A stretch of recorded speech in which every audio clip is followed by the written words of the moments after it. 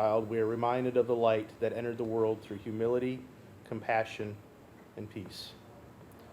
Lord, guide our hearts and our minds today. Grant this counsel wisdom to lead with integrity, patience, and understanding. In a season that calls us to goodwill among all people, help us to listen deeply, speak kindly, and act justly on behalf of every resident in our city. We give thanks for the blessings you have placed upon our community, its people, its rich heritage, and the spirit of resilience. May the hope of this season inspire us to work together for the common good, to care for the vulnerable, and to build a community where every person feels seen, valued, and uplifted. As we move through these days of preparation, fill us with the peace and joy that the birth of Christ brings. Let that light shine throughout our decisions, our actions, this day and each day forward. In the name of God the Creator, Christ the Redeemer, and the Holy Spirit. Amen. Amen. Thank you so much, Alderman Purdy. Good morning, Alderman Palumbo. Good morning. City Manager. As we start our workshop, we have on our agenda today, we're going to finish up some of the items that we did not finish during our budget proceedings. So the first item for our workshop is adding to the housing toolkit discussion. We're going to talk about a wonderful, wonderful project that is happening in our community, and that is the Civic Legacy Update. Looking forward to that, City Manager. And then we will proceed on.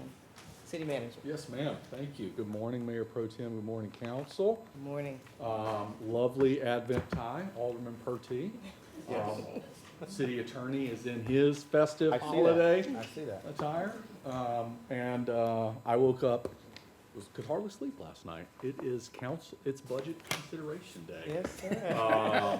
So very important day for us, and we want to thank Council for all of their hard work that they've put in all year long to help us get to where we are today, and looking forward to that discussion a little later on.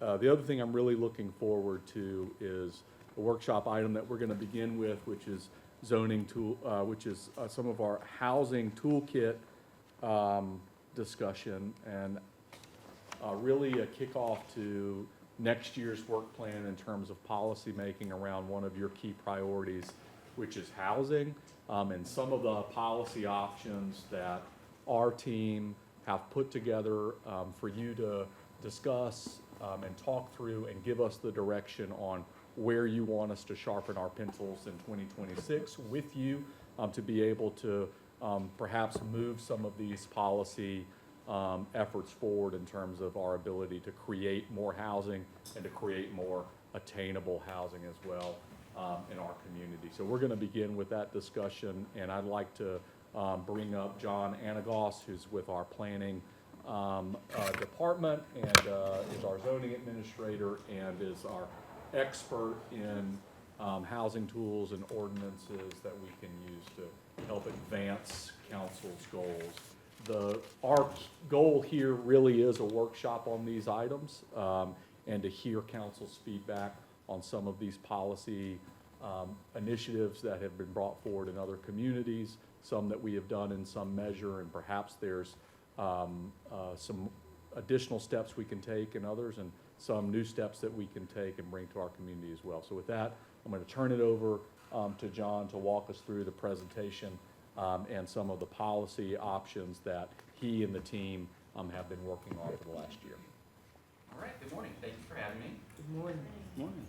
So we'll start off, and we're going to relate these topics back to the city's strategic plan.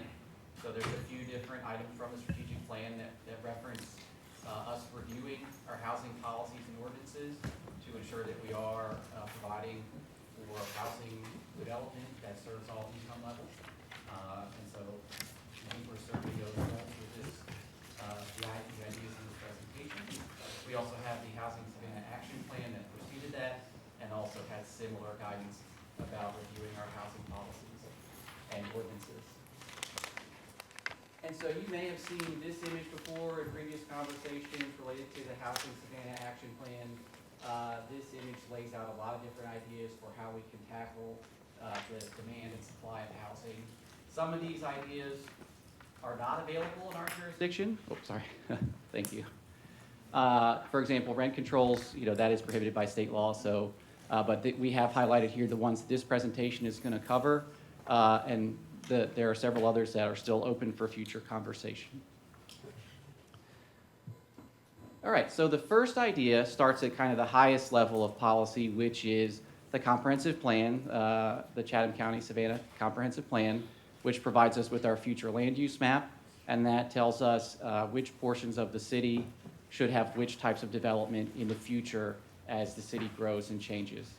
And so that future land use map then guides our zoning decisions, or your zoning decisions, I should say. When you have a rezoning brought before you by a developer or a property owner, that future land use map is one of the most important policies that you're going to look at about whether you should consider that rezoning request.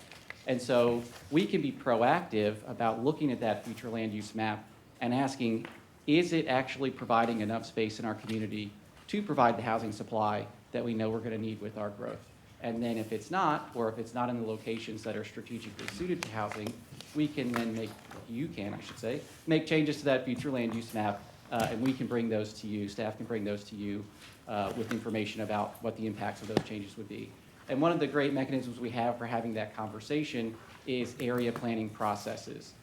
So, for example, we will have an upcoming planning process for the Canal District where we'll talk about land use and zoning. That's a good opportunity to revisit our future land use map for the neighborhoods and the areas around the end market arena and ask, is this setting us up to provide the appropriate amount of housing? And then a next step that the city council can take once if you choose to change the future land use map, if you want to continue to be proactive in the same line of thinking, is to then initiate rezoning by the city ourselves instead of waiting for individual property owners to initiate rezoning for their property.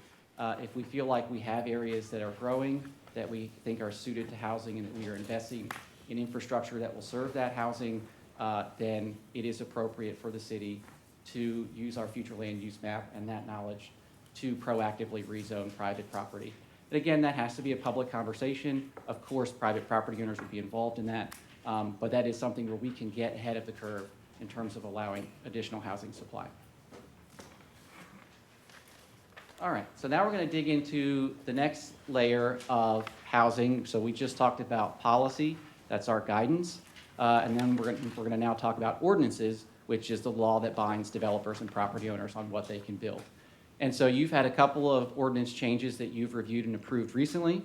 So the Affordable Housing Overlay District that you approved at the earlier part of this year, and then just last month, the Accessory Dwelling Unit Ordinance that was modified. So those are two examples of how we can go through this process and change our ordinance in ways that will facilitate additional housing. We'll go through a few more examples that we'd like to consider, or that you may request staff consider in 2026.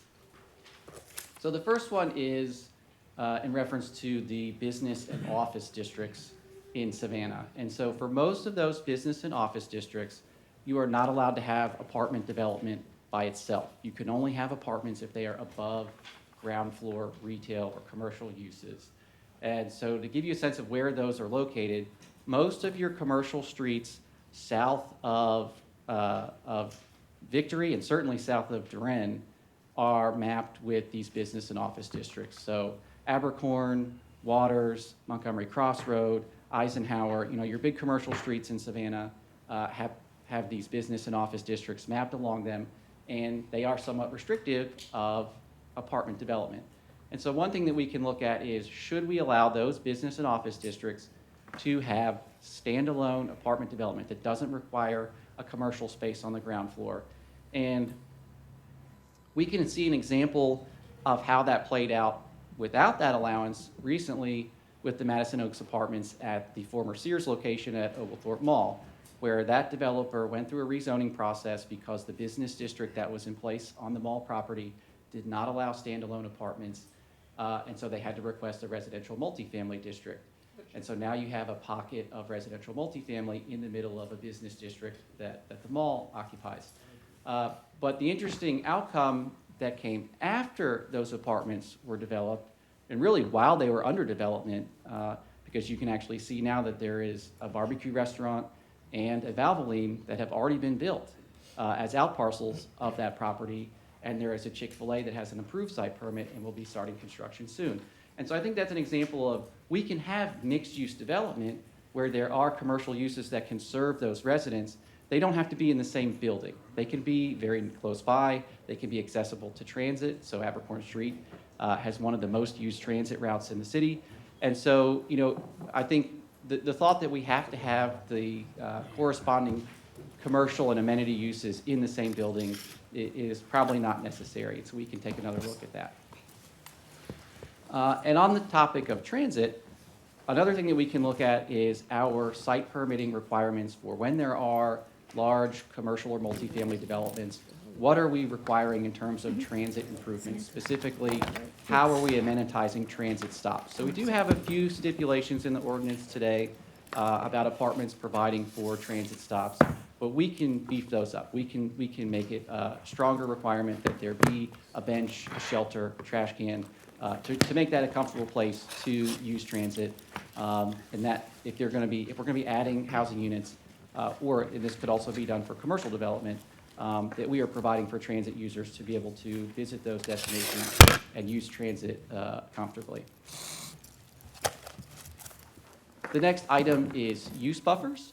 So the zoning ordinance requires that when there is what I'll describe as a more intense use next to a less intense use, so for example, a restaurant next to a single-family neighborhood, if it's a new development, that restaurant would be required to provide a landscaping area along its boundary with that single-family neighborhood that provides a buffer, that provides separation, something that will also ideally block noise, light, things like that.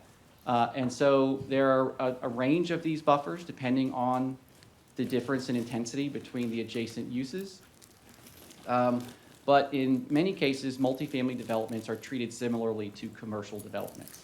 And so I think we can take another look at those standards and say, can we look at smaller apartment developments and allow a little bit smaller of a use buffer when it's adjacent to single-family or lower density residential development, particularly on small sites. And so a 20-foot wide buffer doesn't seem like a lot of space, but on some corridors around Savannah, you have a very narrow set of parcels along the roadway, and then they immediately transition to single family behind that. And so in those instances, it is challenging, not just for multifamily development, really any commercial development, when these buffers apply, especially as you can see here, there is also a street buffer that's required along major roads. That eats up a fair amount of the property, and again, makes that development challenging. And so I think I think for commercial uses, we would still want to retain a strong buffer. But for smaller multifamily residential, one of the things we can consider is, can we make those a little bit smaller and allow more of that land area to go to the productive use of those housing units? The next item is traditional neighborhood districts. So traditional neighborhood, I'm sure you're all familiar, is mostly present in the mid-city area of Savannah, Thomas Square, the Victorian district, and that is very much intentional. So our zoning ordinance actually states directly, you may only apply the traditional neighborhood district in certain neighborhoods, and they are listed by name. That's not the case for the traditional commercial district. And so you may remember there was a rezoning about a year ago where someone wanted to build townhouses along B Road or near B Road, and the applicant said that they would have chosen the traditional neighborhood district, which is more restricted in terms of the commercial uses that are allowed, and so can be more compatible with residential areas. But they were not allowed to use the traditional neighborhood district because it was not allowed in that neighborhood. So they had to ask for the traditional commercial district to be able to build the townhouses that they wanted to build. And so that's something that we can, again, say is, I think there was a reasonable intent when that was put into the ordinance that is historically and traditionally where that style of development took place, was in those neighborhoods. But it's not impossible for us to imagine that style of development happening in other neighborhoods that have a similar history and a similar existing pattern. And so that's something we can look at. can we expand the neighborhoods or potentially even remove that restriction and just allow our future land use map to be our guide for that? And so that can refer back to the very first item that we looked at, which was reviewing our future land use map and allowing that to be the guidance rather than a strict naming of neighborhoods in our zoning ordinance. The next one is cottage courts. So this is an idea that's present in a number of other jurisdictions. And the idea is basically that you have a single lot and you can have multiple, typically single family or duplex housing units on the same lot, so a shared lot. And they have a shared common area, shared parking area, and one driveway. And so this can be really helpful for lots that are an unusual shape or very deep or don't have much road frontage, where even if the regular single-family zoning district says you're allowed to have this many housing units, when the property owner or the developer actually tries to map that out as a subdivision, it becomes very challenging to achieve that number of of housing units. And so a cottage court can give more flexibility to really reach a similar amount of density, but allowing those units to cluster around a shared area and have a shared driveway and parking area. And that makes it easier with some of these more challenging sites. All right, and then this item is referring to our single-family zoning district. So, of course, residential single-family applies to a wide variety and a large area of neighborhoods within Savannah. By land area, it is probably the most predominant zoning district that we have. And so any change to residential single-family, of course, requires extensive community conversation and careful thought about what exactly that change does. But it is something that if we are serious about expanding housing diversity and supply, that is something we need to consider is, are our single-family districts providing for the type of growth that we know we are having and the type of need in terms of housing that is already here. All right, so that sums up the general zoning approach items. Now we're going to get into a little bit bigger of a zoning approach, which is inclusionary zoning. And so this topic has been around for a few years now here in Savannah, and there was a study that was done about 3 years ago about how this might operate.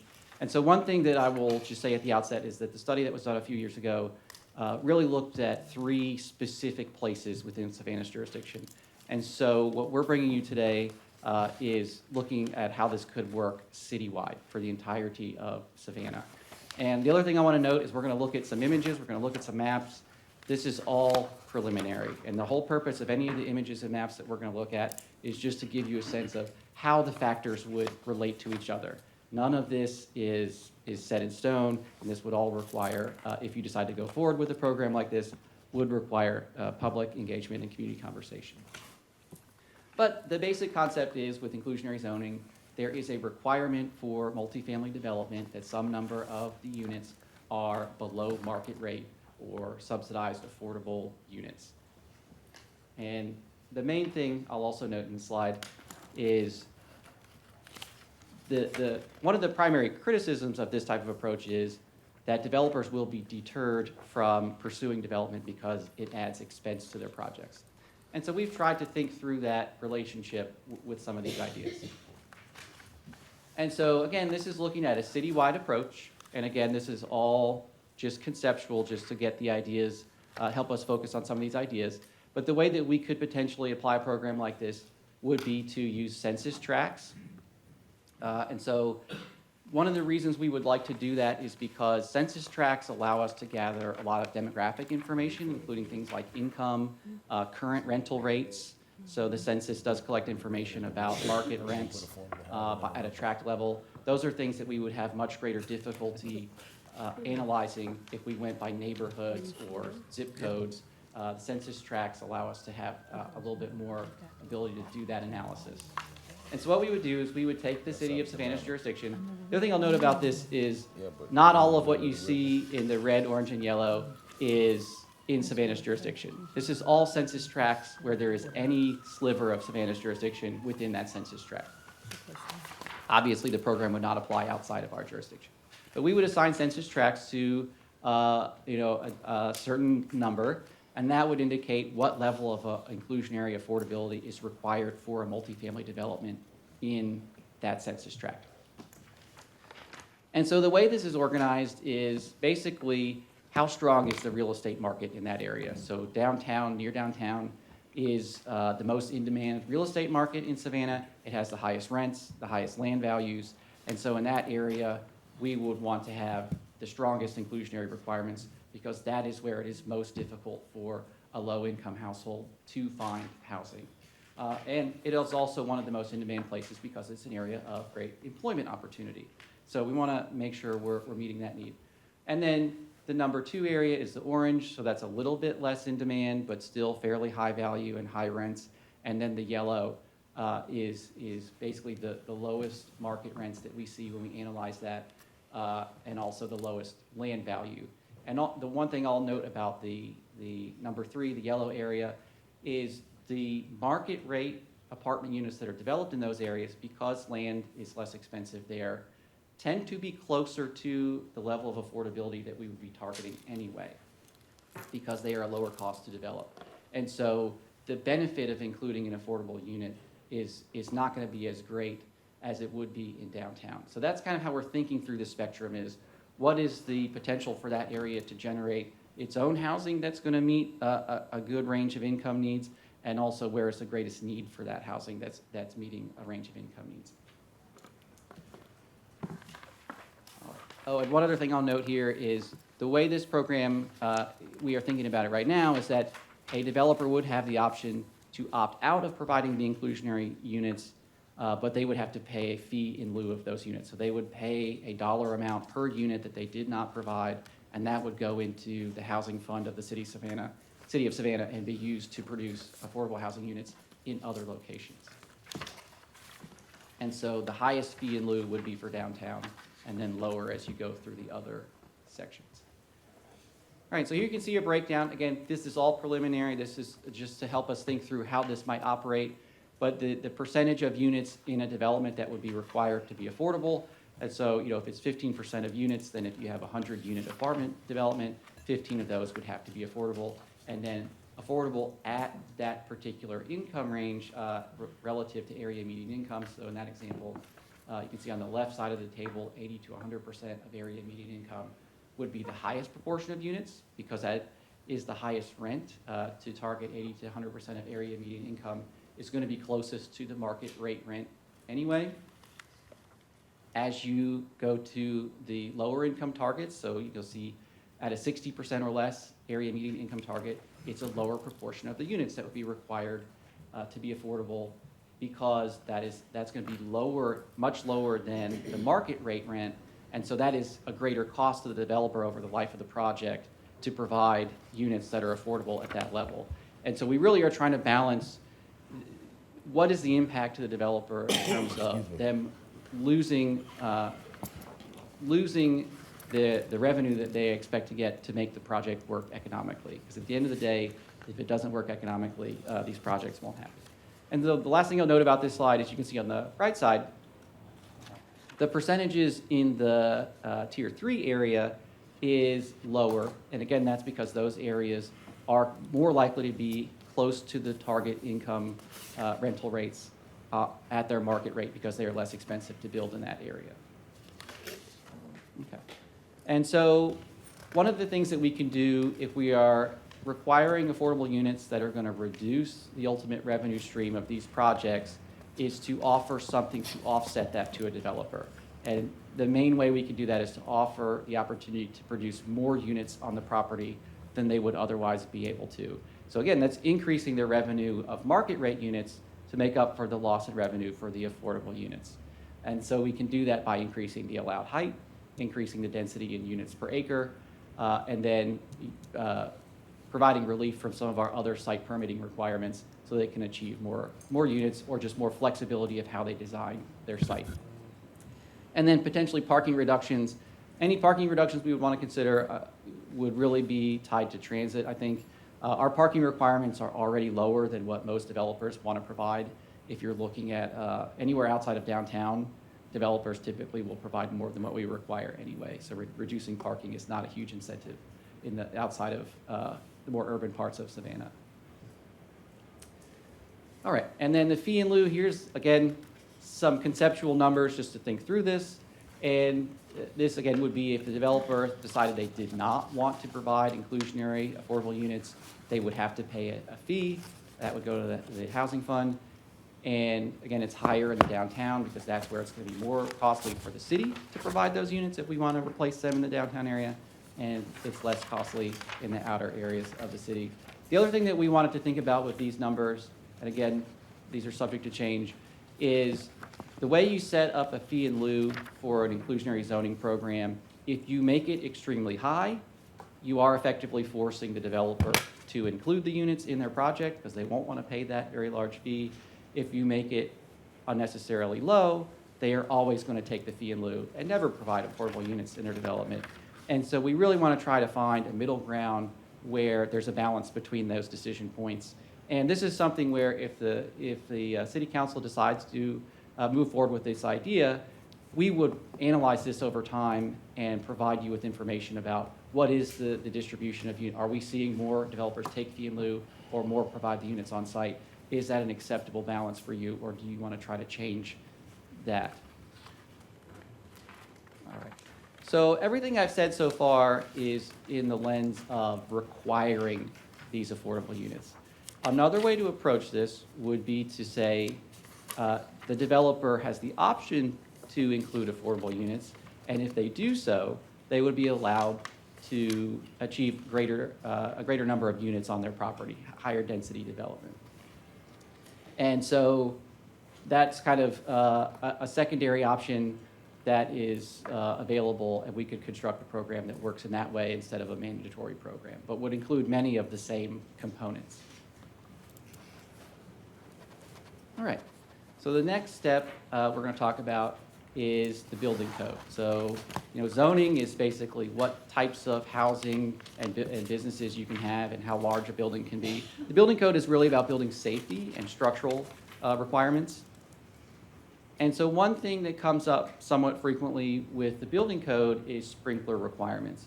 So any building that has more than 3 units is considered a commercial building in the eyes of the building code and is required to have fire sprinklers. And so there are projects, small apartment projects, where that can be a pretty large cost relative to the other costs of construction. Obviously, a 50 or 100 unit apartment complex, developers are accustomed to that cost. They know that they're going to have that, and it's built into their whole program. But when we look at smaller lots in or near downtown, where people are considering 6 or 8 apartment units, providing fire sprinklers can be very costly.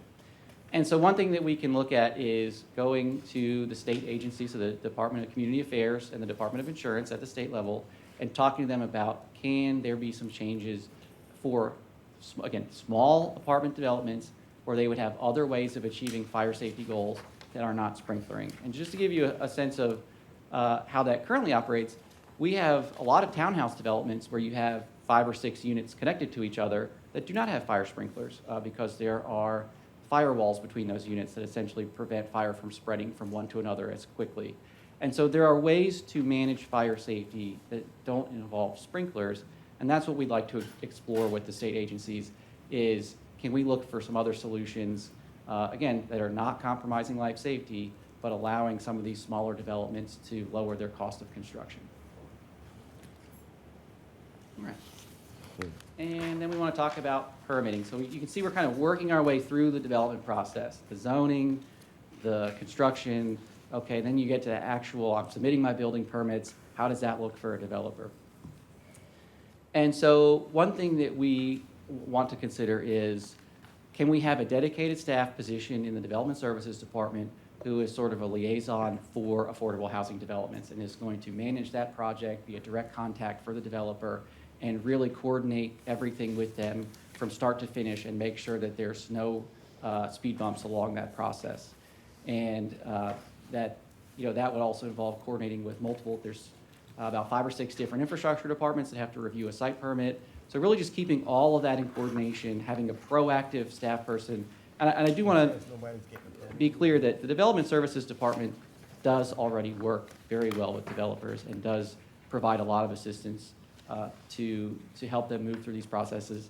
But this would be someone who is really dedicated to affordable housing projects and is kind of their guide that's going to walk them through the whole process. And so that would be free of charge. And then if that program is very successful, then we could consider offering it to other developments but charge a fee for it, and that would offset some of that cost. All right, so that's all I have for the zoning component, and Martin Freddy is here to talk about some of the other housing ideas for housing services. We're gonna go City through, manager. we're gonna go through everything, or we City gonna manager. ask questions now? I City think that manager. Martin's presentation is fairly brief, so we can get through Martin's talk and one go slide. through all the options again for the discussions. Okay. Yes, ma'am. So after his. Yes, ma'am. He'll just go through this one slide. All right. Thank you. Yep, thank you. These are things that, some of them you're familiar with, but the first and most important one for our housing programs is your continued support of the Savannah Affordable Housing Fund. And not only your support, but your support is hopefully going to generate additional private support for that fund. So we got to continue to grow both your contributions and the private sector's contributions. Other things that we're looking at in 2026 that we've begun looking at in 2025 is trying to find what options might be available for property tax relief on income and rent restricted rental housing. Us homeowners have the protection of Stevens Day, which is very helpful, but renters and landlords don't. And so we're working with our Land Bank Authority to look at options that one that we've seen in Dallas, Texas, that seems to be very promising that hopefully we'll bring online sometime this year and bring back to you. Another thing that we've been looking at, and Anita Smith-Dixon is here, she's created this Tangled Title Property Initiative. But there's this all these vacant and abandoned lots and houses in our neighborhoods that are really ripping our neighborhoods apart and taking value away from people that live in the neighborhood, both financial value and just quality of life value. I think what we've talked about doing is coming up with an umbrella approach that basically says, all right, there are a bunch of different options we can develop that property owners can take advantage of if they want to. It begins with will preparation. We're already doing that with Georgia Legal Services. We're trying to expand that, trying to clear title problems, which are, some of them are just not able to be cleared. It's just too complicated a process to do. But to have that there, to encourage people to use money to repair their house, to put a roof over their house, to keep it from leaking and damaging the house while they're trying to straighten out their title. And believe it or not, if you have an interest in the property, a legal interest in the property, you're living in the property, you're paying your taxes, utility bills and whatnot, we don't require clear title to help you get a roof on your house. In other words, we will help you get a roof on the house to protect you and the asset. But it doesn't do any good if we can't get the asset protected in a more sustainable way through clearing the title. So there's a whole bunch of things that, one of the options that we have available to us as a city is that if a property is blighted, meets the state definition of blight, we can buy the property through the court system, pay fair market value into the court. Heirs can go make their claim to the property value. They can work with us on the value of the property that's presented to the court. Once we have ownership of the property, it clears the title, once the city does. We transfer that to the Land Bank Authority. The Land Bank Authority then can reach out to any of the heirs that have an interest in actually acquiring the property with clear title, so now they have an asset. I mean, them paying the property taxes on a property they don't have clear title for doesn't do them any good, doesn't do their neighbors any good or the community any good. So anyway, we're looking at an umbrella approach that we can develop this year that will have a bunch of different options that people can plug into. And you know, they might go down a road trying to do one thing and get to that point and say we can't go any further, so here's another option to pursue. And then another thing we're continuing to look at on it, and we support fully what John and Bridget have been working on and what you've heard about. I realize there are tweaks that have to be made, but that all fits nicely into what the Housing Action Plan called for. Some of the lower hanging fruit that we're also looking at that can immediately begin saving developers that are trying to build housing and or infill lots in our older neighborhoods. Are some of the driveway size and location restrictions that are in place currently by the city. We have the ability to change those. Sidewalk requirement, installation requirements. You know, right now, if you're developing a single-family lot on a block, and there's no sidewalks on the length of the block, you're still potentially required to run a sidewalk in front of your 30-foot lot that goes from one side property line to the other, but it doesn't connect anything. And even if it did connect to something down the road, if everybody was doing this separately, you would have sidewalks that probably didn't meet the ADA requirements and just a bunch of problems. So, but anyway, both the driveway requirements that we're currently, our developers or partners are confronted with, cost about $2,000 on a driveway, $2,000 on sidewalk. And then in some of our historic overlay zoning districts, Colorado Brownsville being one, the standards that are currently in place, and we're very close to having a proposal to the city manager on that. But they easily add $10,000 to the cost of a renovation project, and they really make it hard for landlords. For instance, if a landlord wants to replace a window in Colorado Brownsville, they have to use wood windows, single glazed wood windows. They don't last and they cost a lot of money. So if they're allowed to replace it with double glazed window, they got to go with a composite material, which is great, but those windows cost about $2,100 a piece. Whereas if we kept the same window frame, sills, casing, and everything, and you popped out the sashes and you went with vinyl inserts and a track that looked just like a double hung window, they're $800 a piece. So I mean, there's things there that make landlords really, makes it hard for them to basically provide quality, affordable housing in neighborhoods. They're well-intentioned, and we need to have design standards to protect the neighborhood, but the city manager's looking at me, so I probably need to move on. Last thing I think up there, and y'all have this in your legislative agenda package, but this development impact fee that was passed several years ago, I think when it was passed, from my perspective, I was thinking of new subdivisions that were being built, and you have to have this fee to basically help support the infrastructure, including fire stations, police stations, and whatever. But that applies to every single family lot in town that's being developed. So if it's in Colorado Brownsville, where it's already hard to provide affordable housing, we're now having, our development partners are having to pay roughly $4,000 a lot for a development impact fee. And the infrastructure is already there. Now, obviously, that fee can help support its maintenance and whatnot, but we're looking at opportunities perhaps to find a way to, there is some relief there, but it doesn't really give the city the kind of relief. If the city gives relief, it then has to reach into another pot of money and basically put into the development impact fee pot the money that it was able to save the developers. So that doesn't really help us. Anyway, that's all I have for this. Thank you. Thank you, Martin. Thank you, John.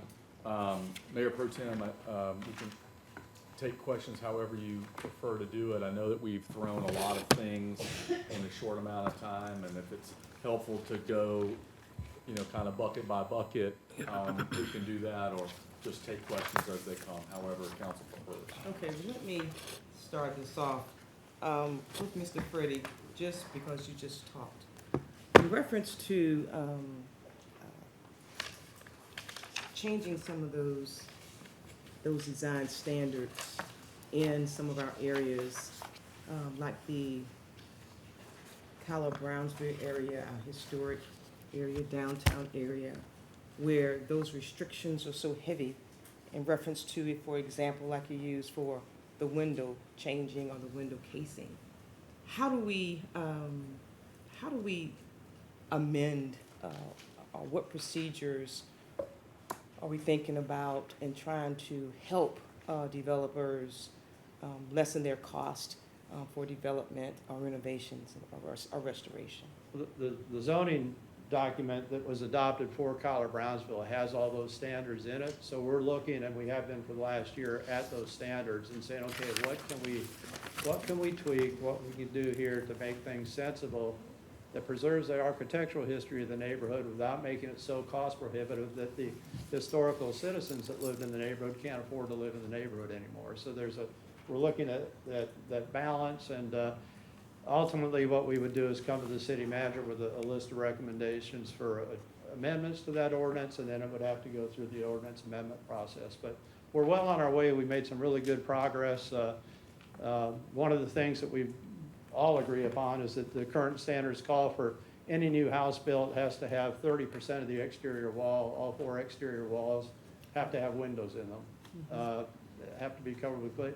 if you try to do that, you couldn't actually have any room inside the house to put furniture against a wall. I mean, it's absolutely kind of nutty. So instead of having 10 or 12 windows, which a normal house might have, a single-story house might, you could end up having to have 15, 20, 25 windows, which just, and again, if you're looking at a cost where there's a cost of $2,000 per window, that jacks up the price a bit.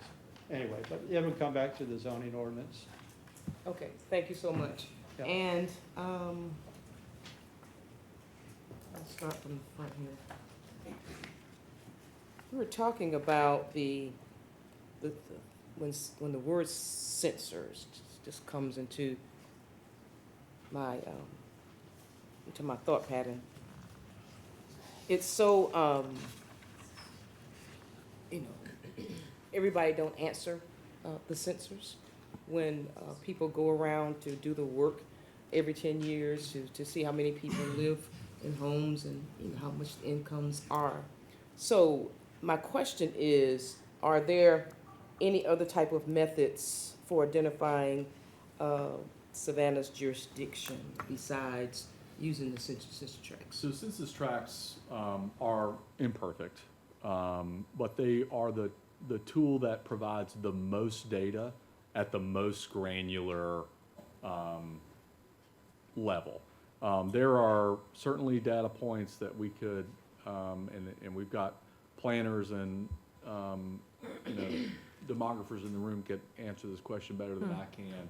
But there's just a level of data richness in census tracts data that you don't get in other more granular types of data. So we know that census tracts are imperfect. We know that they often include, maybe two different neighborhoods where the demographics are vastly different. And so we'll have to make adjustments for those as well. But I think the reason that in the example that you saw, the map example, we use census tracts because it has the most rich data at the most granular level. Okay. And my last comment is fee in lieu. With best practices throughout the state or communities,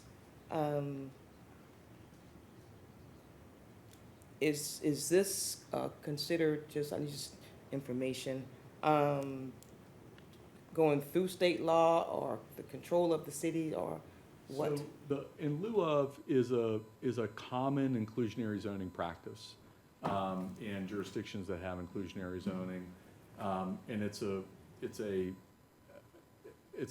tool in which you're providing some affordable housing benefit, even if affordable housing isn't built on that site, right? So you say you have a project that's coming in, and they want to put 100 units of market rate apartments.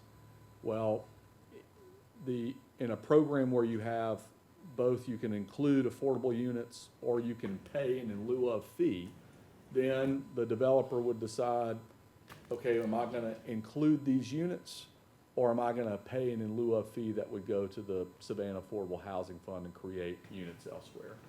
I think what John spoke about is, and there are some jurisdictions that after inclusionary zoning and they include it in lieu of fees or in lieu of development sites for affordable housing have since changed and have just mandated a compulsory, that these units need to be produced on site. And so it's kind of different for every community. That's why we wanted to provide these options for council. Many communities who are first adopting an IZ adopt an in lieu of as well. And there's been, some success there in some places.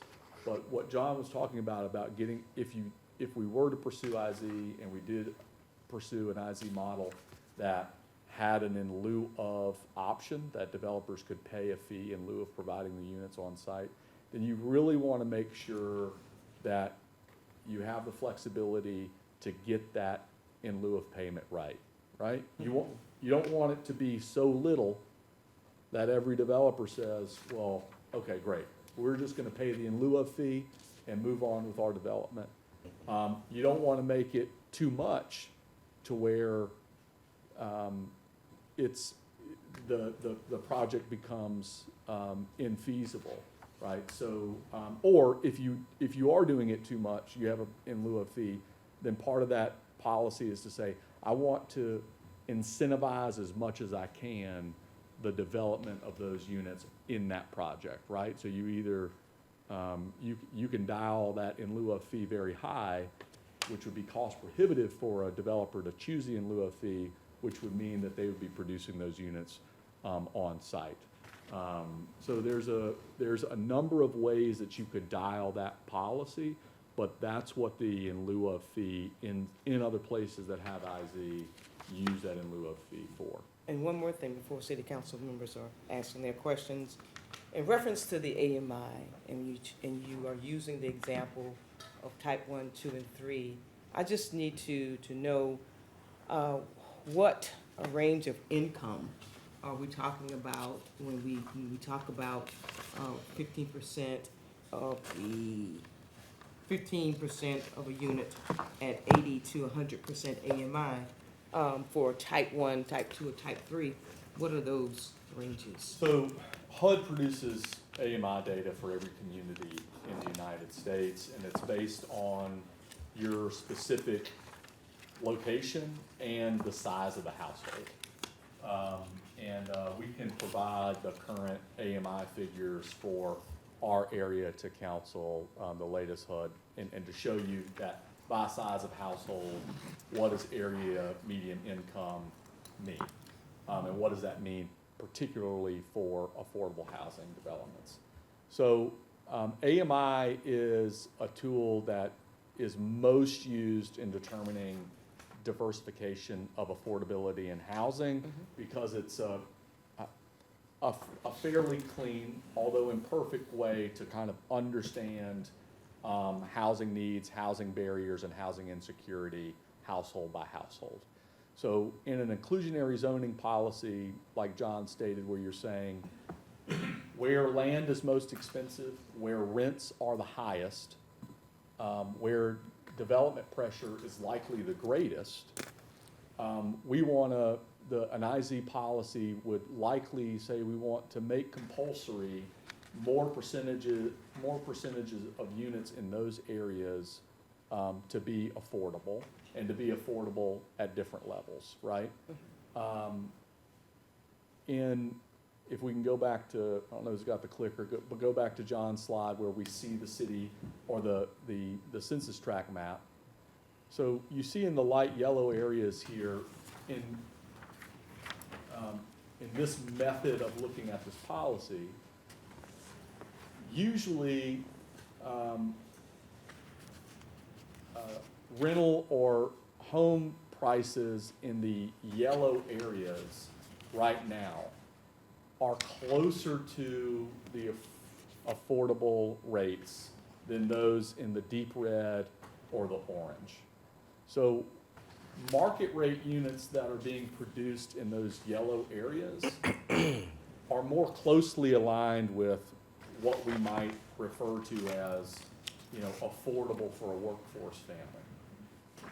Rates in the deep red, rental rates in the deep red, are much less affordable than those in the yellow, and the orange is somewhere in between. So it's a way of thinking about affordability on a spectrum, and what IZ is doing is compelling private development to produce affordable units. This isn't, this is much different than the city using state and federal funds to subsidize a housing development to produce affordable housing in a specific program or project. This is trying to leverage private development to advance affordable housing goals. So the balance that you have to strike there, or the balance that successful IZ programs balance, is making sure that you're not stopping development, that you're not disincentivizing development in a way that nobody is coming to building the housing that you need,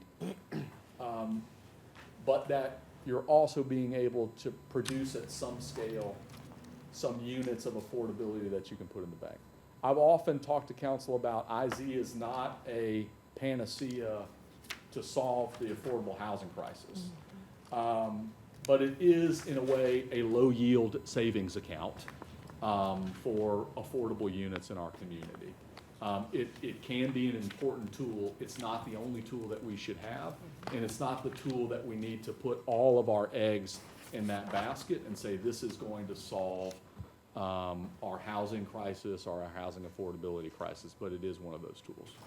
But the key there is that we're trying to incentivize private development to help us. Alderman Palumbo. Yeah. Thank you, Mayor Pro Tem. Thank you, Mr. City Manager. Thank you, Mr. Aganos, for the presentation. Martin, outstanding. I want to try something a little different. We talked a lot about tools in the toolkit, building the houses. I like that metaphor. But I'm thinking of another one. I have a recommendation for us of something I'd like us all to try.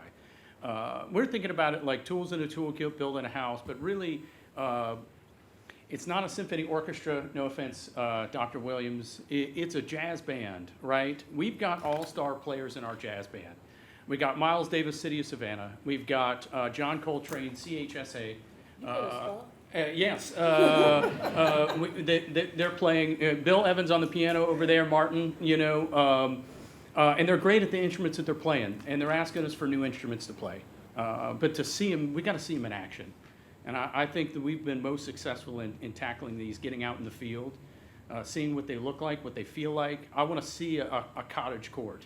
I want to go to Jim and Nick's barbecue over at the Oglethorpe Mall and go check out the new apartments. And if it's something that Savannah doesn't have yet, and it's in Atlanta, then when we go for Savannah Chatham Day, let's go check it out and see it. And tackle these in the field, see them in practice.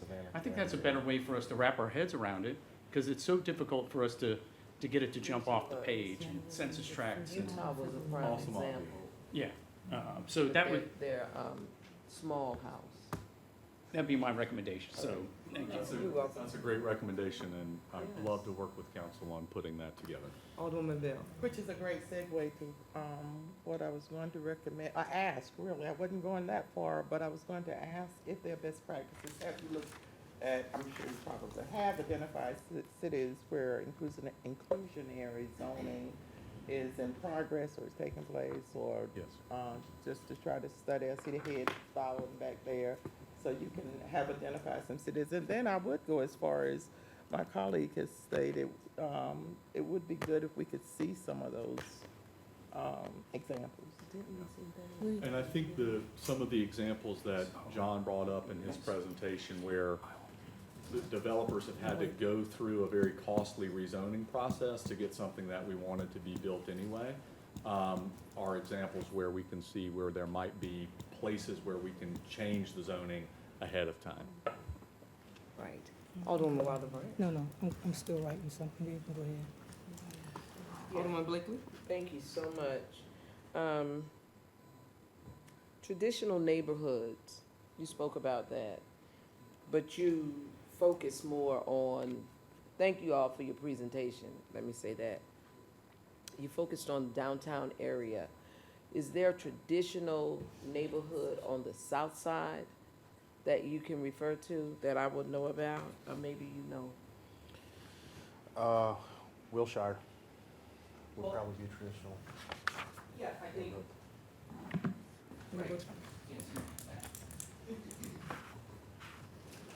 Truly, what the traditional neighborhood and traditional commercial districts refer to is neighborhoods that were developed From around 1900 to the 1930s. And so once you get south of about Durant Avenue, you're talking more into the 1950s and 1960s.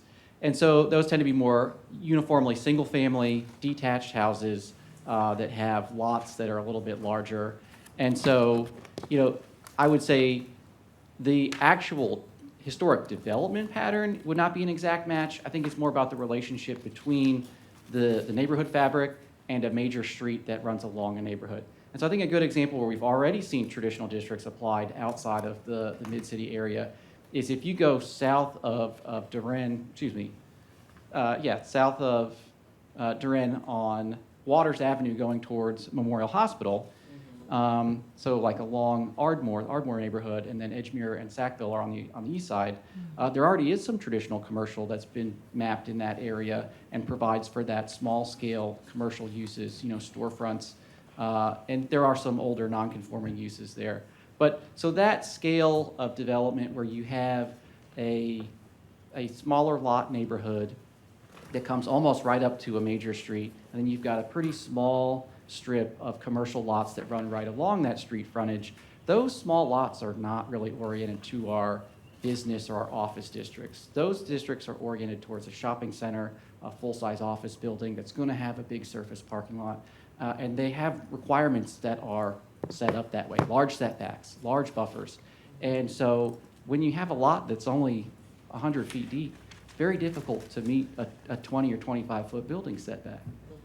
Okay, I was just curious about, you spoke about that. Don't go nowhere. You also mentioned the census tracts. You Mhm. spoke about that. Yep. I can remember when the Eastern Wharf was developed.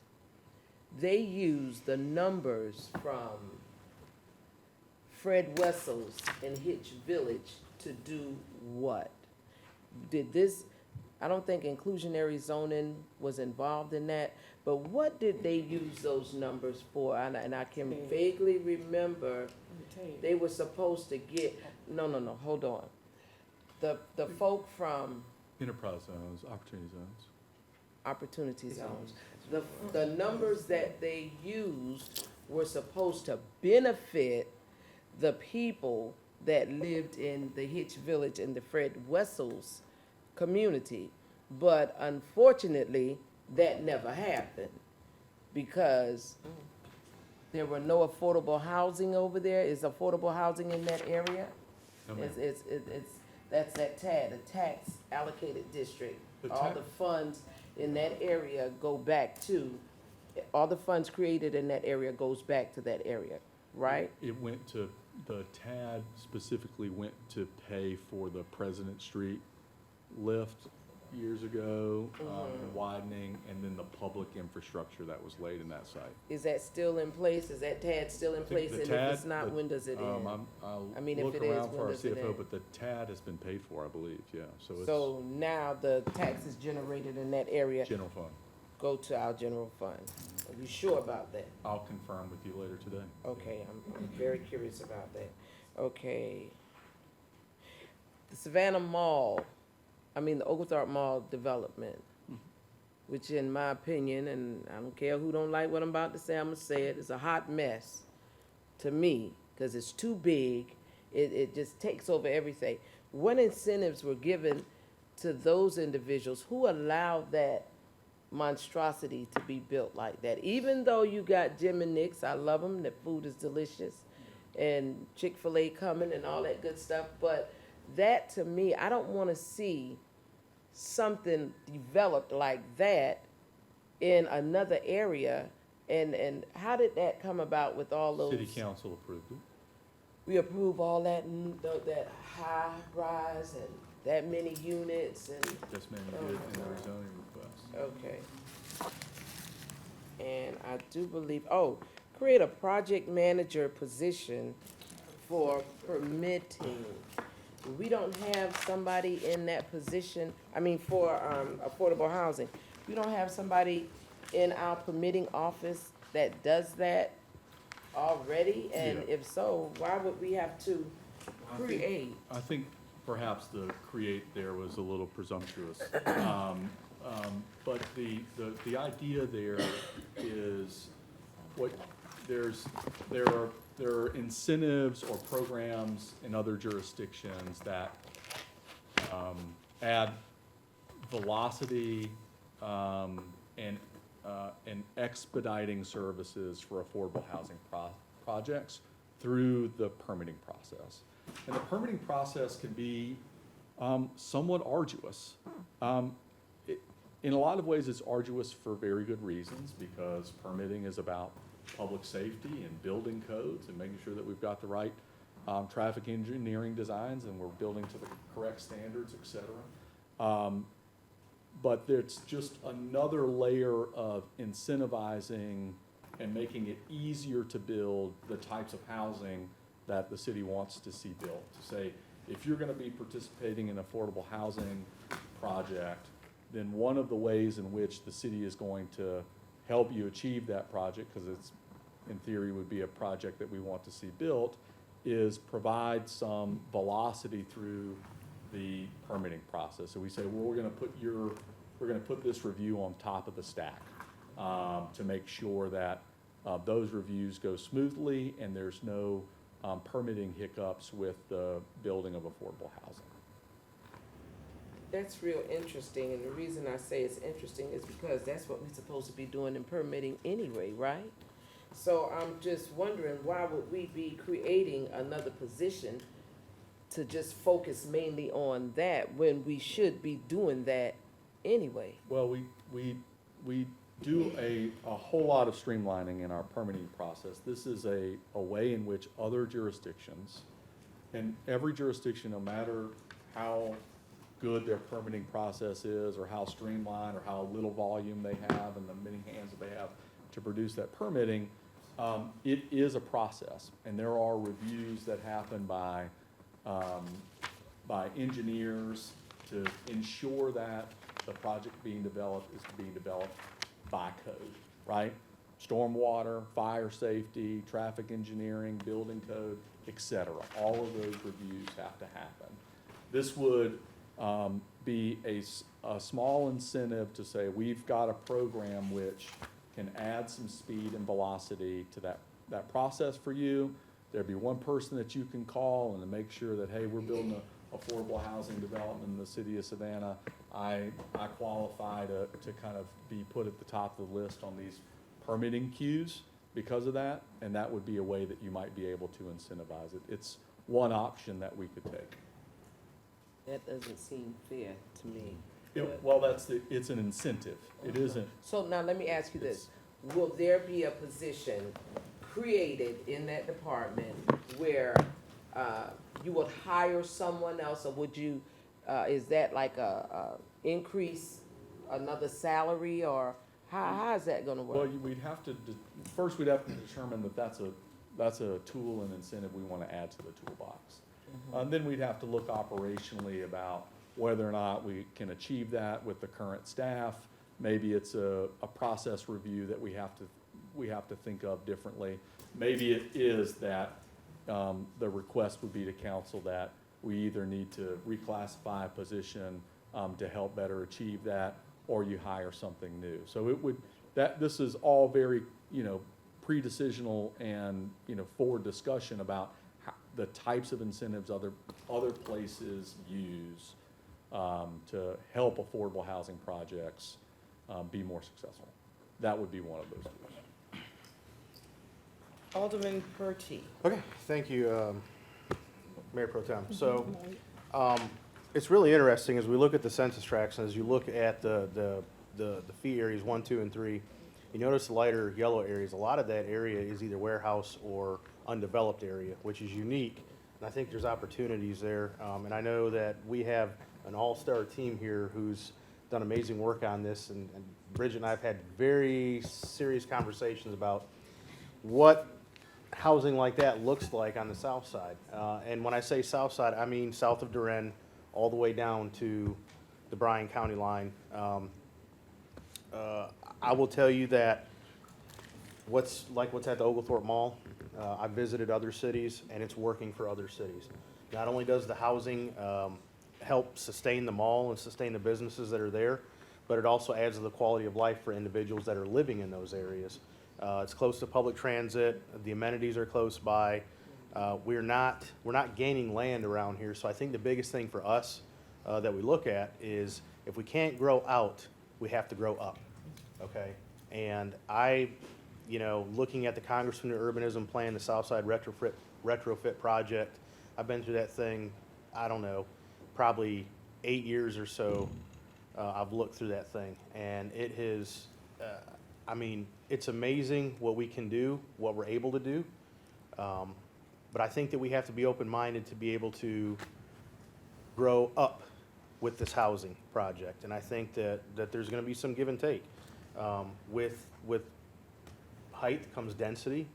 With density comes challenges with parking and traffic. And, you know, then we get in a whole other discussion of public transit and walkable cities, right? But I think these things can be done. And I commend our staff for looking at that and presenting this today. I think that there's opportunity for us to go out there, city manager, and visit other areas that are really pushing inclusionary zoning and some of the unique areas where they may have retrofitted their areas to bring more housing and more development. And I think, and when I say development, I mean mixed use, like housing, retail, different amenities, that sort of thing. So, good job. I think this is, I think we have to do some outside the box thinking. And this is just the first of many steps, I think, as we try to bring more housing into Savannah. Anyone else? Alderman Lake. Thank you, Mr. City Manager. Thank you guys for this presentation. Could you explain to me what I see the sign type 1? Is that the river that they're using that part also as a part of the? Yeah, it's on the other side. That's how. So that's the river. That's not land. They're just using that as saying that you're gonna build something on the water. No, sir. The census tract moves from the south bank to the north bank. It's just the map there is broken up by U.S. census tracts. And so we're demarcating by census tract data,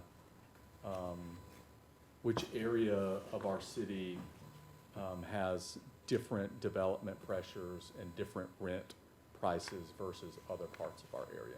Okay, when we start talking about affordable housing, we really have to be careful because the way it looks, and I think everybody around this table can see, it looks like you guys are dangling affordable housing in front of us to incentivize the developers. If you want to do something here, just say put affordable housing attached to it. We'll try to get it done. If it doesn't agree with the ordinance, and then they can say it's affordable housing, and you can go ahead and build. I think that what we need to do right now is when we start sending to Atlanta our legislative agenda, we need to put a rent cap in place. I know we send some every year, but it need to be a rent cap in place to make sure that we are really trying to have affordable housing piece, because if you really pay attention to what's going on in the downtown region, especially in the Fraser Homes, Caton Homes, Yamacraw most specifically, these people are actually being systematically moved out. So where are they going to go? If we look at the map and how census tract is put together, yeah, it is very hard if you're not the haves and don't live downtown. You have not, and you won't find any place in the GPS to live, especially if you're not going to be in these areas. But we want to make sure when we do incentivize sending people through different areas of the city, we want to make sure that they are able to go someplace where it is affordable but not market rate. What is the difference? I understand the difference, but for the public that don't understand the difference between market rate and affordable housing, how does that look for some people? Because some people that can't afford affordable housing. And we have those people who are now living on the other side of 95. Yeah. Rent caps are a part of the legislative agenda that's on today's council agenda. So thank you for putting that on the agenda. And Finally putting that I've been trying to get on there for how many years now? yes, ma'am. Thank you. So we'll work on that issue at the state level. It is a statewide I'll get some support. issue. It has been a policy item on our legislative agenda, I know, for a few years. I think the difference is, I mean, I hear what you're saying, Alderman. I think from a policy perspective, people who are trying to afford rent don't think about affordable housing in terms of how policy folks may think about affordable housing. They're thinking about how much money they got to pay in rent to live where they need to live.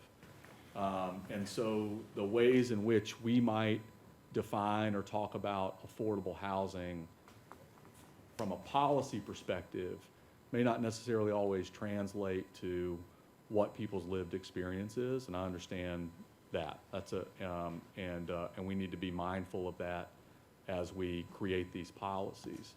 The things that we're talking about today, especially inclusionary zoning, like I said, it cannot be seen as a solve-all for affordable. So this is again about adding tools into the toolbox. This is not passing inclusionary zoning, even if we had the most perfect, most well-balanced inclusionary zoning policy that was going to create the most affordable units, it still would not be enough affordable units to solve the need.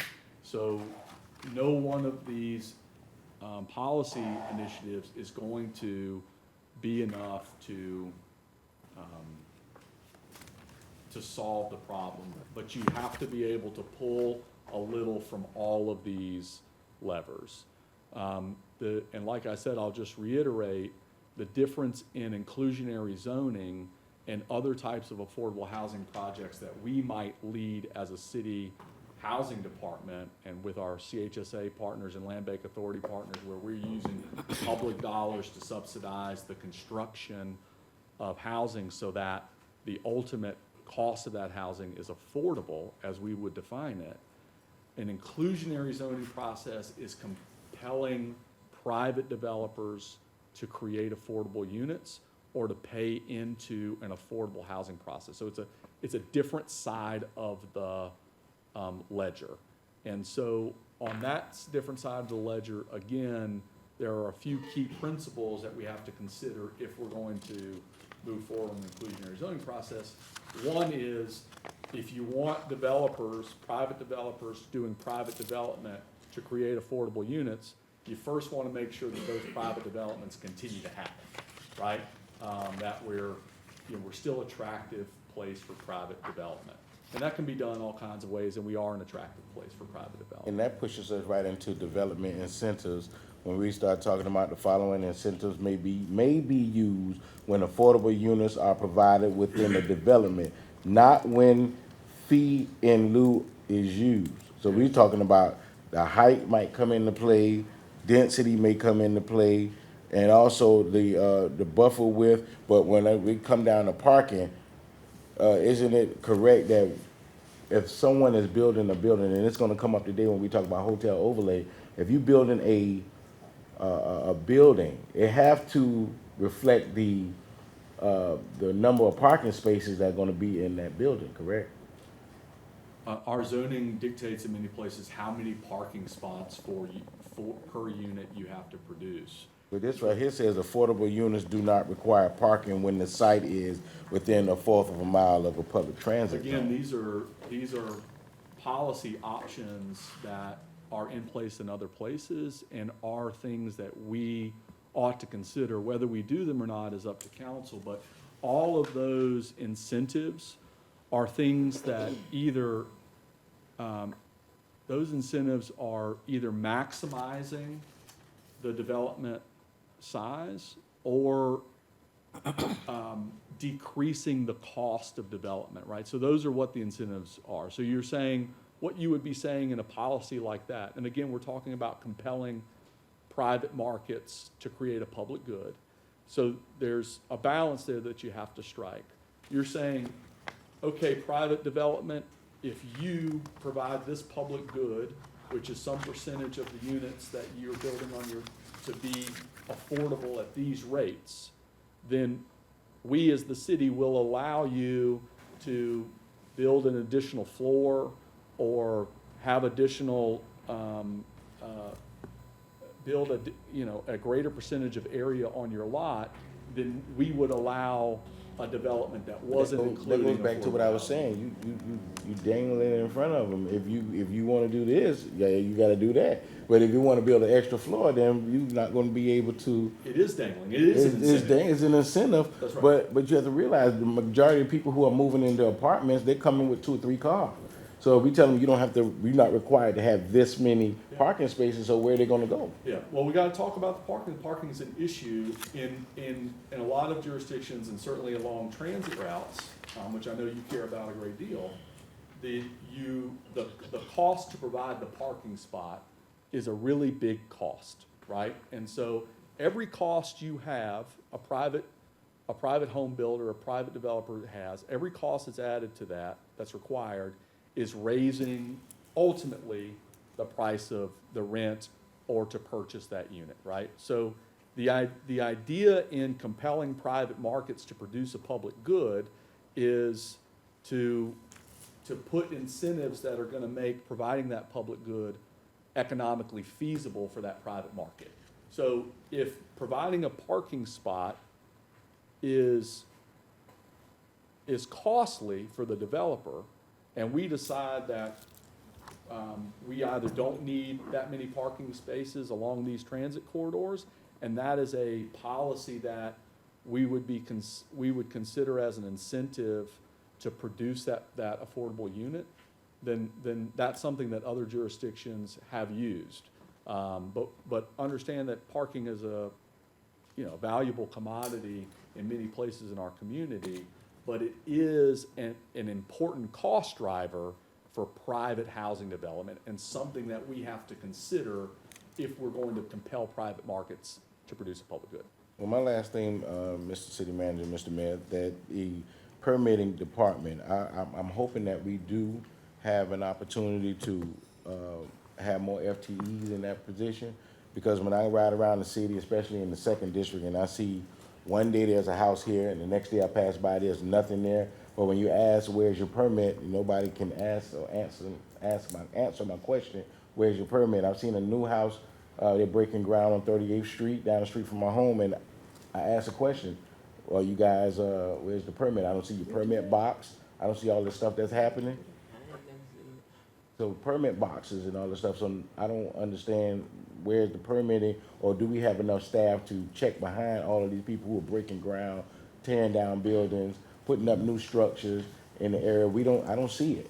I just continue to ask the question. That's an enforcement issue. I mean, it's an enforcement issue, but they're talking about permitting. When they're getting ready to build a house, you have to get a permit before you It's an break ground. enforcement issue. So we have to figure out what's going on. I mean, there's a lot of density happening. They're doing this new zone thing, but who's going behind them and check? It's an enforcement issue.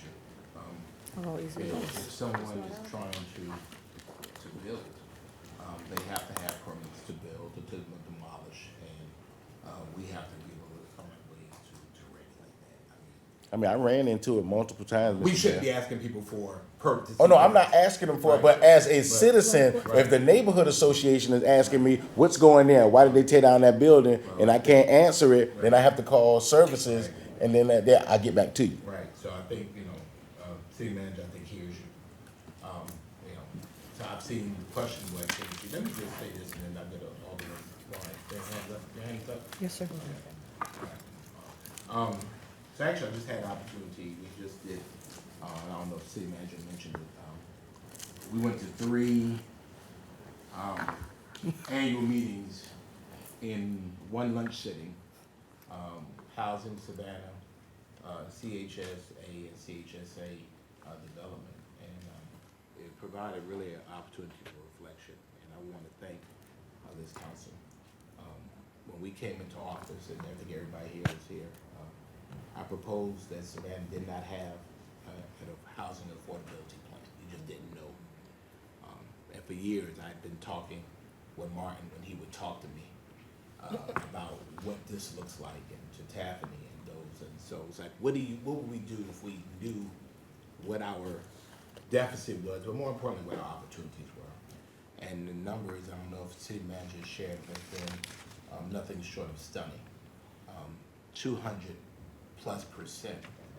over the goals that we have set, and we've gotten so good at it that we have now really expanded this concept of Housing Savannah to Housing United, which ultimately is really the region getting involved. But Savannah, and the leadership that you all have provided in this space has helped make this happen.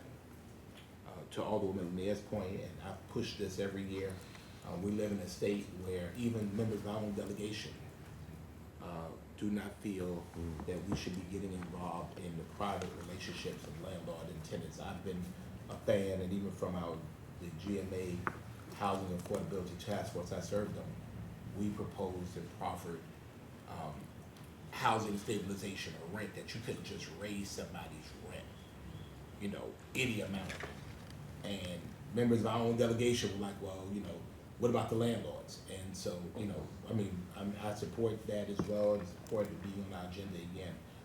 But until we can even get our own delegation on board to understand that it creates an issue for us when someone's rent is raised 500% and there's nothing they can do about it. Right. And there's nothing we can do about it. I think city manager and team continues to give us tools that we can use, but I think for us, it also requires us to exercise some courage.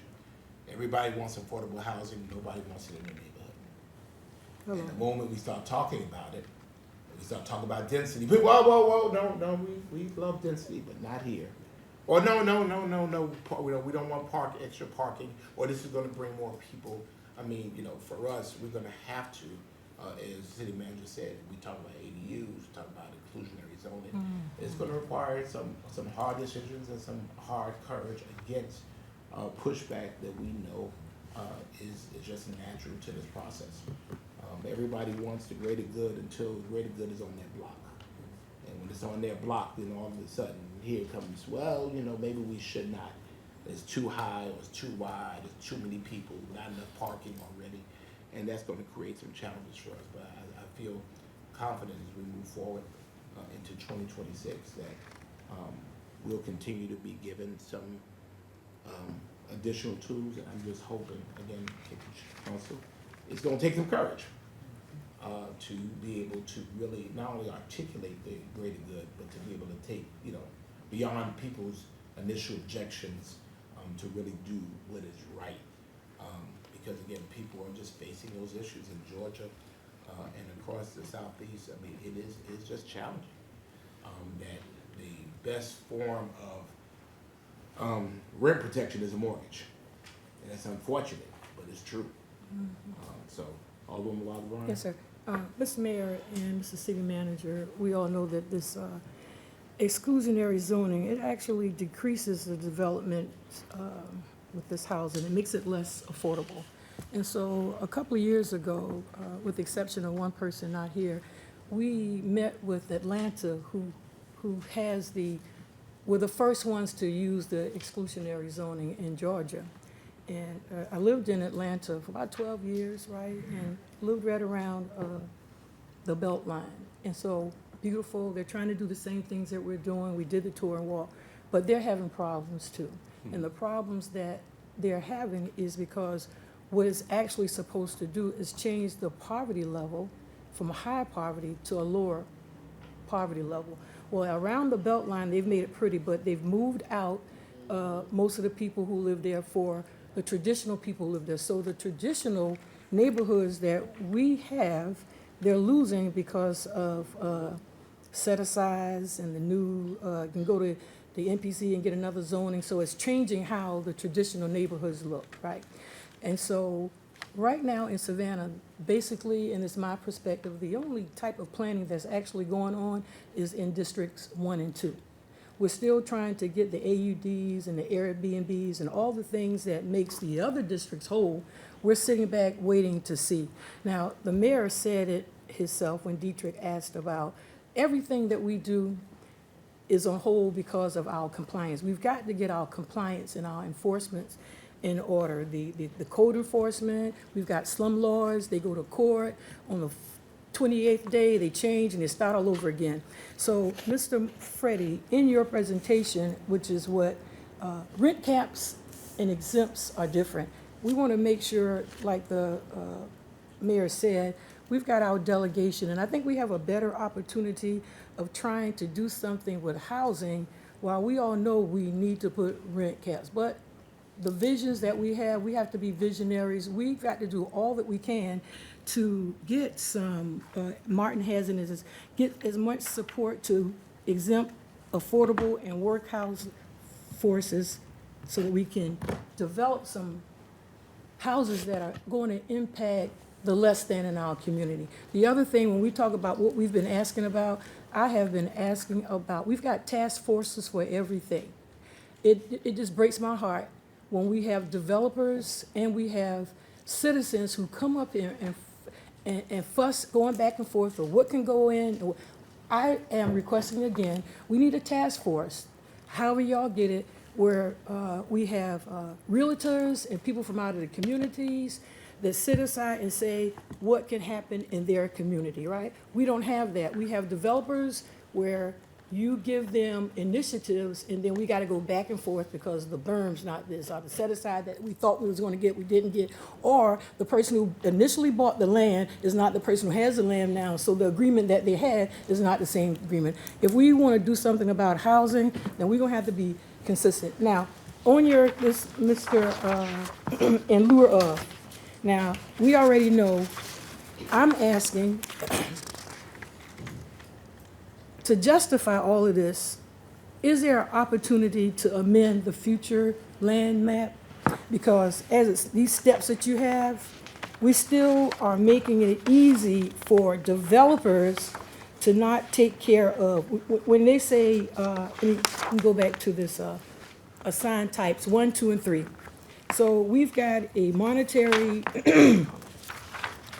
1, 2, and 3, right? The initiatives, right? And so with those initiatives, we already battling the housing because people don't want it downtown. He was very eloquent about what he said. So we're going to give the developers an opportunity. Okay, you don't have to put low income or reduced income or working houses in this, because what we're going to do is offer you a lieu of. We're going to let you put whatever you want to put, where you want to put it, and then we're going to give you some money so that you can put into the housing thing. Is that how that's supposed to work?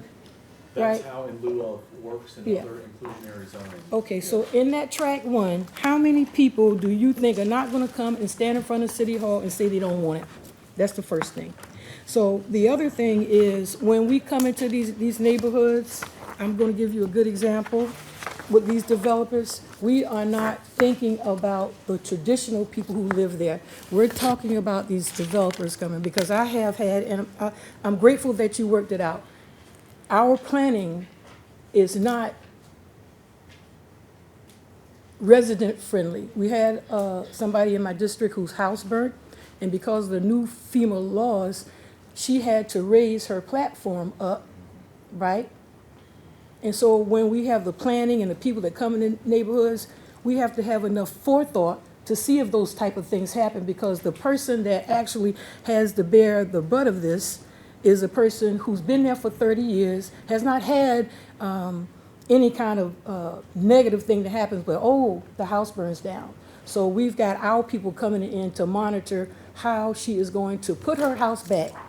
Well, you can't put the house back because FEMA has this law that says you're in this area where you have to pay additional insurance, right?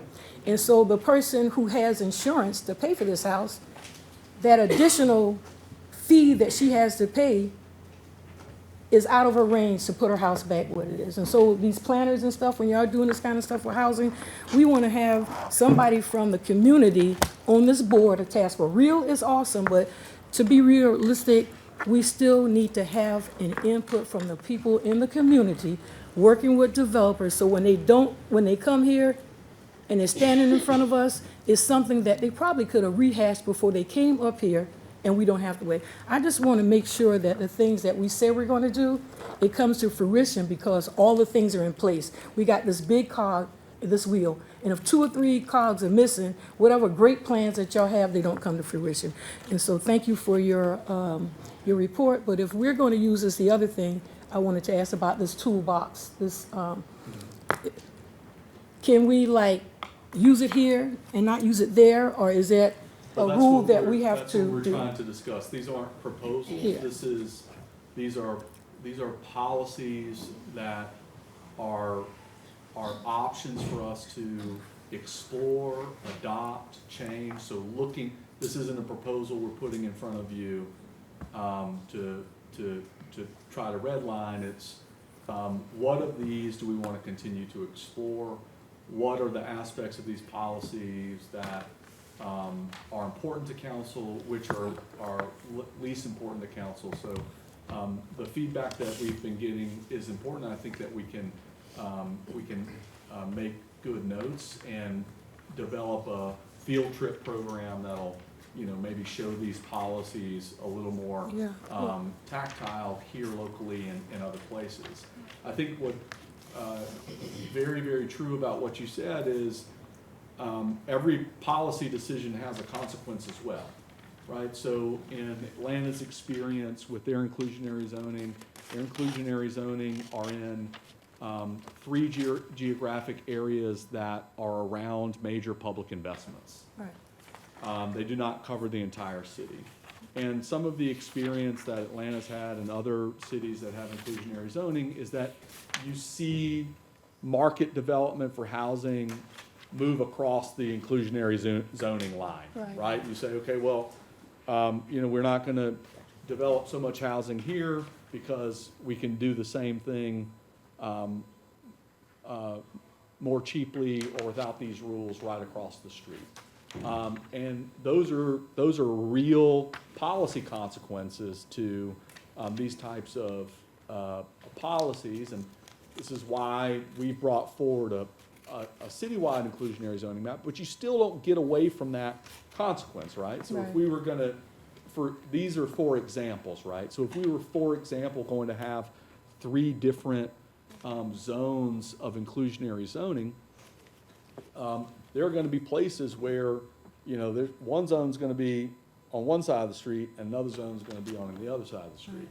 And, a private developer might say, well, I'm gonna focus all my attention on the side of the street that doesn't compel so much. And that's a policy reality for sure. I want to get away from the inclusionary zone because you also talked about the future land use map, which is the first thing that John talked about in his presentation. And we do have that ability, and the comprehensive planning process is starting to happen now with NPC, and that's where you set the future land use map and is that guiding policy for where do we want to see greater density in our community going forward.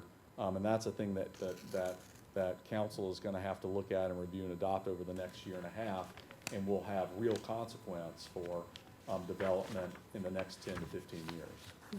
And so the only question that I have now, this tract type determines degree of affordability requirement. It also has a lot to do with the housing that you're going to introduce to those tracts. And I know, and everybody around this and everybody's table know that it's going to be very difficult to put I think from my experience that people in the first district are okay with, workforce housing, because that contributes to what they want.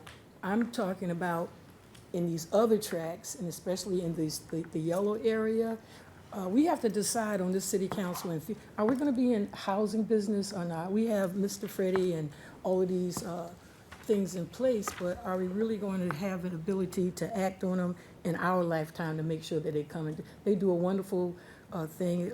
Even in my district, Mr. Price and Mr. Jenks have been doing amazing things with partnerships, right? But we want them stretched out to the other areas of the land. And one of the problems that we have had, the mayor said it, is everybody say, oh, it's good, until it comes to them, right? And so we got a lot of work to do, but we're still gonna have to be bold and courageous and know how to say yes and no. And so if you're saying that we are going to have this as another tool in our toolbox, yes, but I just wanna make sure that the equity is there, and it's fair, and that the tract types don't box us in where we have to do exactly what that tract type wants us to. Inclusionary zoning is only one of the tools, and this map is showing a for example inclusionary zoning map. And this is why we had 2 different workshops. Right. Because we really do housing in 2 different ways. Right. There's the housing that we do, the housing services department that we build along with CHSA, the land bank, et cetera. Specific projects, we take money that council allocates toward affordable housing and we build a project. That's what we're doing, right? That's we are acting as the developer in that sense. Right. And those are phenomenal programs, and we should keep doing them. And that's your more near-term things, right? Those are the things that we can get done. Dundee Cottages, finishing Right. out Savannah Gardens, Yes. et cetera. 916 MLK.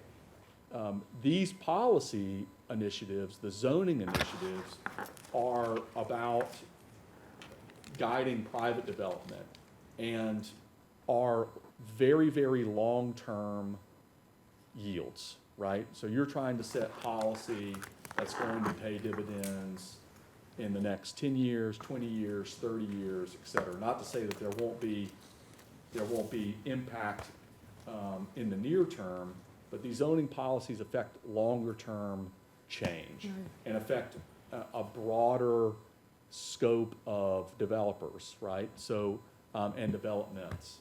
So that's why we did it in 2 different workshops, is to understand that we do our own housing development, but then you also have the reins on our zoning ordinance, which shapes all development, not just the ones that we do.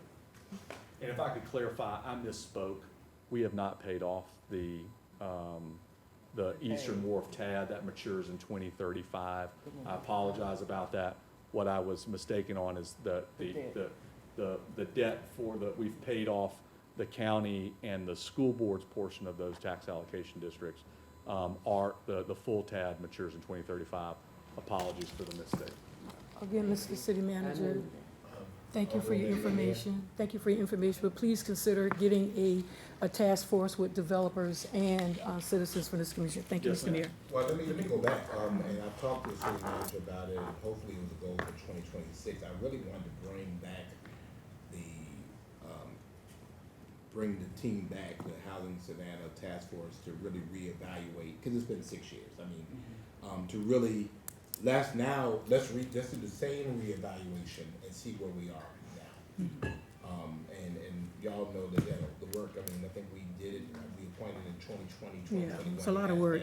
So maybe it's a good opportunity, and if y'all are cool with it, I mean, I was gonna just, because it had realtors, it had developers, it had city folks, it had banks, and let's just say. More involvement and inclusion using the GPS Yes. design of the people from the neighborhoods on the west side, because so much development is gonna be done. I don't mind asking you all to render a person Including for it. I think.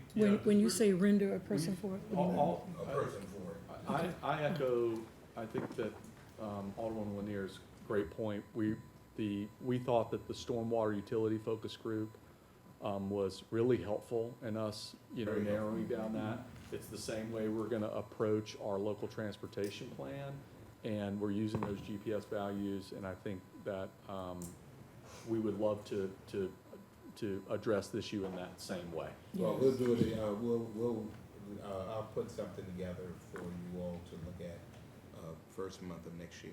Yeah, And we'll get them back out to, again, now reevaluate Savannah, and make some new recommendations. It might be now the landscape has changed and shifted, that we try something else. Yeah, and I think the GSP would be an awesome way of finding GSP? out, yes. GPS. GPS, yeah, the GPS, right. The Yeah. GPS would be an awesome opportunity to see if all of that work we put in it, I stand corrected, GPS, that it'll be a way to monitoring what we did, what we didn't do, and what we should Well, incorporate I to think move it's gonna forward. come with new recommendations. right. It has to come with new recommendations now that we are now, with the work that we've been able to do. And maybe we've been setting the bar too low. And so, Mr. Freddie, put the jersey back on. He looks so excited. Yeah. He's just He's like excited, that. ready He's to like, go. oh, I'm So, just gonna come through this presentation and see where it Alderman goes. Lanier. Yes, thank you, Mr. Mayor. I'm excited right now at this time because I think we really are underestimating the opportunities we have in front of us right now on the transformation that's coming to Savannah, transformation of Savannah. And so we're really at the helm of that, and this discussion is pivotal to that. We're talking about tools in the toolbox for housing, and I think we need all of these tools. But just like a toolbox with a lot of tools in it, which tool you use for which job, how tight that spot is, whether you can use that tool, all of that's important. So I don't think we need to go in with a crowbar in some areas where we needed a screwdriver. Right. So that's where our GPS, I think, is going to be our guiding compass, that principle to help us say, okay, these roots are so deep right here, we can't come in here and displace or suggest this because this is gonna bring displacement. Don't bring in the heavy equipment because the roots are deep. You know, we're gonna accommodate those roots. That's a analogy we use in the gardens where the kids are plucking up and pulling up weeds, and we showed them, you know, we're being displaced in these areas, and it's like if we were transient people, to be easy like these weeds, but because our roots are so deep, they have to bring in heavy equipment. Heavy equipment looks like some of these policies. So we need to look at some policies that's going to be more equitable. So I remember some of us asked Pat Monahan to look at the hotel motel tax and take the $7 million and set it aside to help the people that work in the hospitality industry and child care, housing, and transportation. That was shot down. I'm glad now to see that we're the same people we were talking about. We're getting support for them now. But this has been on the table. So we're concerned about these folks now, but they're still paying for transit when affluent people are riding free. So where is that concern? We gotta be more comprehensive in our equity, how we wanna roll out this equity. And I said so many times, it's not just a byword that we need to utilize because it's popular and everybody now is understanding, you know, we need to use this jargon. We really got to apply these through these policies. Now, when it comes to these tools in housing, we talked about with Pat inclusionary zoning. We talked about the impact fees. Hallelujah. You know, we're to the point now, some years later, of implementing these tools for equitable housing. So that analogy about where folks don't want certain things in there, not in my neighborhood, that kind of thing. When we're dealing with marginalized people and they're yelling out, somebody, you know, they're hurting. So no, we're not gonna go in there and top down and place things where they shouldn't belong. Prime example, we changed some zoning on Graham Street a few years back to allow a high-rise in a medical center that did not fit there. I'm not against high-rise, it's a medical center. I love high-rise in Savannah growing up, Purdy. I love that. But it wasn't a good fit because we had already talked about putting 21 affordable housing in there, but we switched it and we changed the zoning to do that, which I call and identified then as spot zoning. So we have to be careful with that because now that development couldn't happen because Victor Cooper was right, you cannot build another health department center within 1.5 miles of another federally funded one. So he said, don't worry about it, they can't do it anyway. So nothing happened there, the property's still sitting there vacant.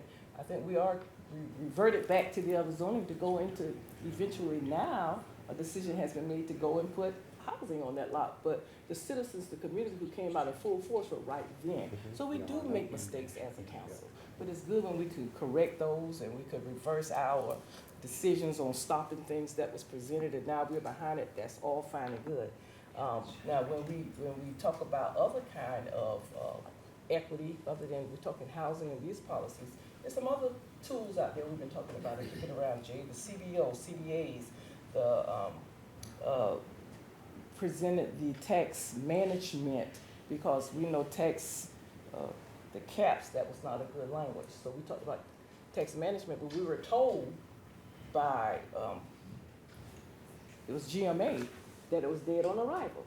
We all sat in that room when we tried to get them, but we didn't want to just put a cap on the rent. That's not feasible. We talked about a formula where we take into consideration the landlord's profit at this percentage, that percentage, but they can't go from this percentage and jump this percentage without justifying some type of investment in the property. So these things have to be worked out. So that was shot down, and they end up taking the name rent management and making a database. Y'all remember that? Was that last year or the year before last? So we've been trying to get these things through. And I understand the pushback, but it's not brand new, so we don't need to sit here and act like this is brand new. We've been trying to get these things done and couldn't get the support. And I'm glad now that we are getting the will political will and support to get some of these things back on the agenda. When it comes to the housing piece with the tools, I think we can use all of these tools. Just where we place these is going to be the important things, and please do let us allow the communities to drive where that is. The last thing, in First District on the west side, especially in the Greater West Side corridor, we have a monumental, once-in-a-lifetime opportunity to do some things, but we gotta have vision. And I'm not talking about a little bit of vision, but I'm talking about a big vision. And we often say in the First District, and I think it was my campaign speech when I first ran, that there's a clash of two visions. The people who live there, like myself, and been there for generations, we see one thing, we see a path forward for growth. And then the people who don't live there and got a certain conception about who lived there and what that area represents, they're looking at another thing. They look at more industrial type of development. They look at more port type development. They look at more warehouse type development. But us people who live there and been there 7 and 8 generations, we're looking at community development. We're looking at economic development. We're looking at smart city development. We got an opportunity now with the IP property. We have an opportunity with the Weepingtime property, with the Dooley Avenue property to do some things that Savannah has only dreamt about, us public administrators and architects. We can look at this, but we have to have a big vision. We got to look at what Savannah could look like 100 years from now. So we need to make these decisions now, because if we allow some of this development that people just taking for granted that it's automatically going to happen, we could clean up that riverfront. We could have a smart city over there. We say that's what we're about. We came on with this sustainability. The state got this big sustainability clean city initiative, and we're looking the other way when we have an opportunity to do something great. Thank you. All right, y'all, we gotta get something else. One of the things we have to, yes, sir? Because this is time sensitive regarding the Civic Center, so, Yes. go ahead. I'm thankful for the affordable housing presentation, but I would also like to hear more about income-based housing, not just tiny houses, not just Savannah Gardens and what's happening. We need more of income-based housing, okay? Thank you. I think everybody agrees. So just as a prelude for this important discussion, 2026 is going to bring on some exciting times and really times of transition as it relates to our city's landscape. And we have something on the agenda today to really move that into the direction that gets us there. But before we move forward, we have to take a moment to look back and how to bring looking back forward. So, Mr. Manager, I'll punt to you. Thank you. So we've got the whole team here, from all of our partners, including city staff, and Christy Lawrence and Bridget Liddy, who've been so instrumental in bringing this concept forward, and Luciana Spraker for making sure that we are viewing the future through the past, as we always need to do. So we're going to try to get through the presentation and our partners as quickly as we can, while still making sure that you're able to digest what's happening. But this is nothing new, and excited that today, in addition to considering the budget, which includes major investments to fund Council's Civic Legacy Plan, also includes a resolution to rename the entire Civic Center and the site the Dr. Martin Luther King Jr. Civic Center. Yay, come on with it. And not just Yes. Good stuff. Thank you, City Council, for your leadership and vision on this, and let me turn it over to the all-star team. Can you repeat that, please? Can you repeat that so that the Yes, ma'am, I community can hear that, please? Today on City Council's agenda is a resolution to rename the Savannah Civic Center to the Dr. Martin Luther King Jr. Civic Center. Thank you. Yes, ma'am. Y'all heard that? I don't know. It also You're supposed to clap with includes me. a You're budget supposed to that be clapping with would me. invest heavily in the Yes. future Dr. Martin Luther King Jr. Civic Center. So, Luciano, why don't you take us away? All right, good afternoon, Mayor, Council members, Sean Spraker, Archives and History Officer for the City of Savannah. I'm going to give you some very brief historical points, snapshots of our Civic Center. Starting with a little background, a new Civic Center was first proposed in 1960. At that time, the city had the Municipal Auditorium and also is making use of the National Guard Armory's sports arena. 1967, City Council approved construction of a new Civic Center on the site of the Municipal Auditorium and the adjacent area. They hired Ben Ritzer and Vernon Howell to design a combined arena and theater complex. The city utilized federal urban renewal program and general obligation bond issue to fund the $7 million construction project, and that was the construction of the building. So there was additional funds involved in clearing the land. The Savannah Symphony was the first event in the building in December 1971, even before construction was finished. But the grand opening was a week-long affair in February 1972, highlighted by a gala featuring Johnny Mercer.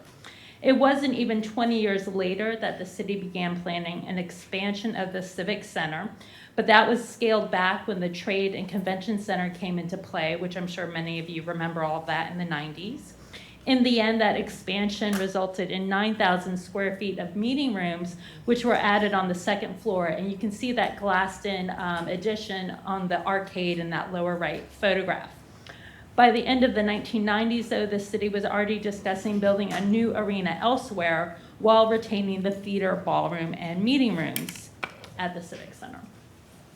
The Civic Center is an excellent example of the new formalist architectural style that rose to prominence in the 1950s and flourished in the 1960s. It's most often seen in high-profile cultural, institutional, and municipal buildings and combined traditional building techniques with the modern technology of the time. Characteristics of this style helped establish a contemporary monumentality by embracing ancient precedents and features such as arches and colonnades, as well as central plazas anchored by pools or fountains. Our Civic Center is definitely one of several prominent cultural centers that came online in the 1960s and early 1970s.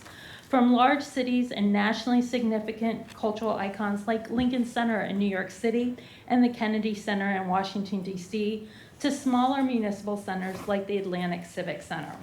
The feel of our wraparound colonnade and porch, and even our plaza with fountains, demonstrates how our Civic Center represents this important style and time period in architectural history. As home to Savannah's cultural community, the Civic Center has provided an important opportunity to uplift and recognize individuals that have contributed to Savannah's growth and history. Over the years, several significant individuals have been recognized by having facilities in the Civic Center, both large and small, named for them.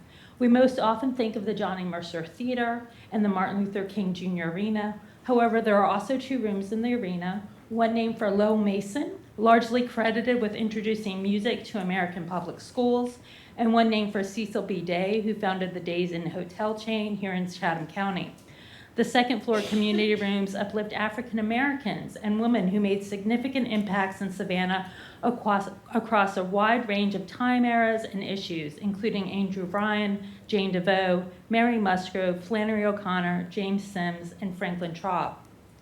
Before I pass it off to my team here to talk about the next chapter in the Civic Center's life, I want to take a look back before the Civic Center. The larger site around the Civic Center, encompassing the wards of Elbert and Jackson, went through many cycles of transition and loss throughout the 20th century, starting with the demolition of the Archibald Bullock House in 1914 to facilitate the construction of the Municipal Auditorium.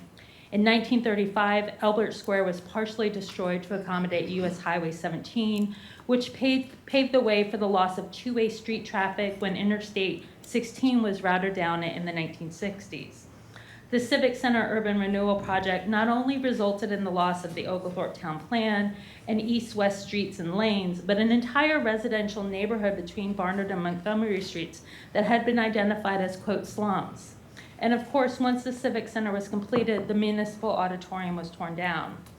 With the upcoming demolition of the Martin Luther King Jr. Arena, the city is trying to do things differently than it did in the 1960s. We know how much the arena means to our community. We know that these past losses were traumatic. We know that we need to acknowledge that this upcoming loss will hurt, and we need to provide space for memories and working through that trauma, not just for this new loss, but still working through those past hurts. The Civic Center Legacy Project provides an opportunity for restoration of some of these losses, as well as an opportunity to honor and remember what cannot be restored. Thank you.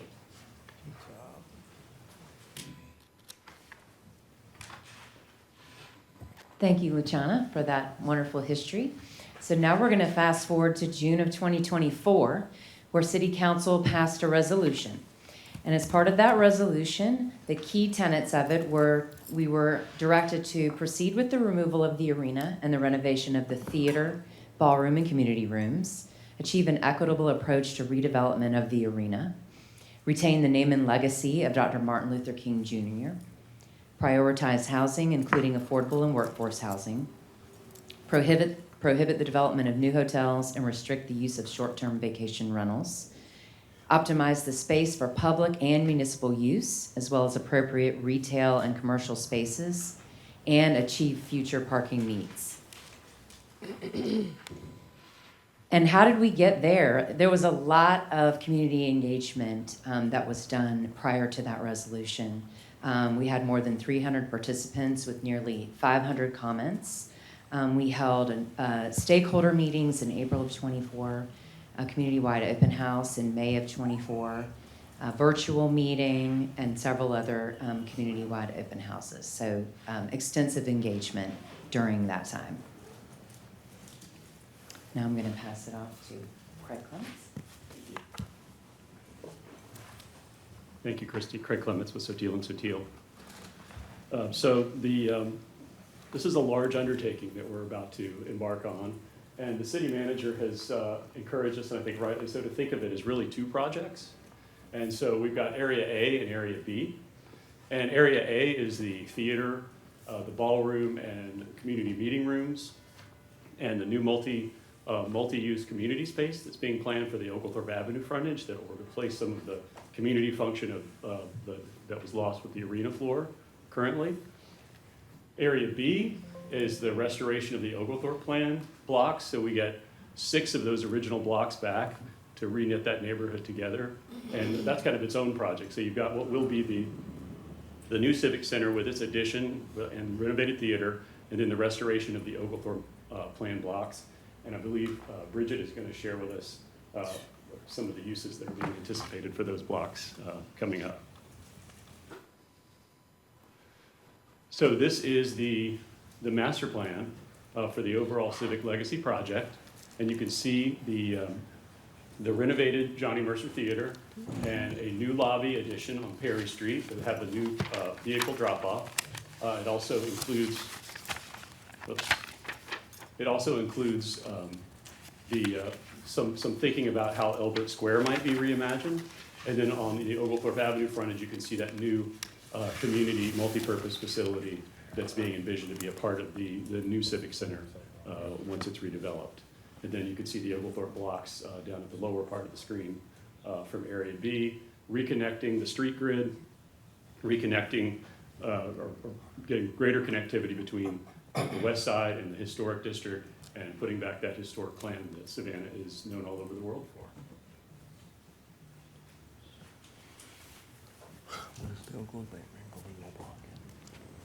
Thank you, Craig. So since the resolution was passed in June of 2024, we have been doing an extensive amount of work.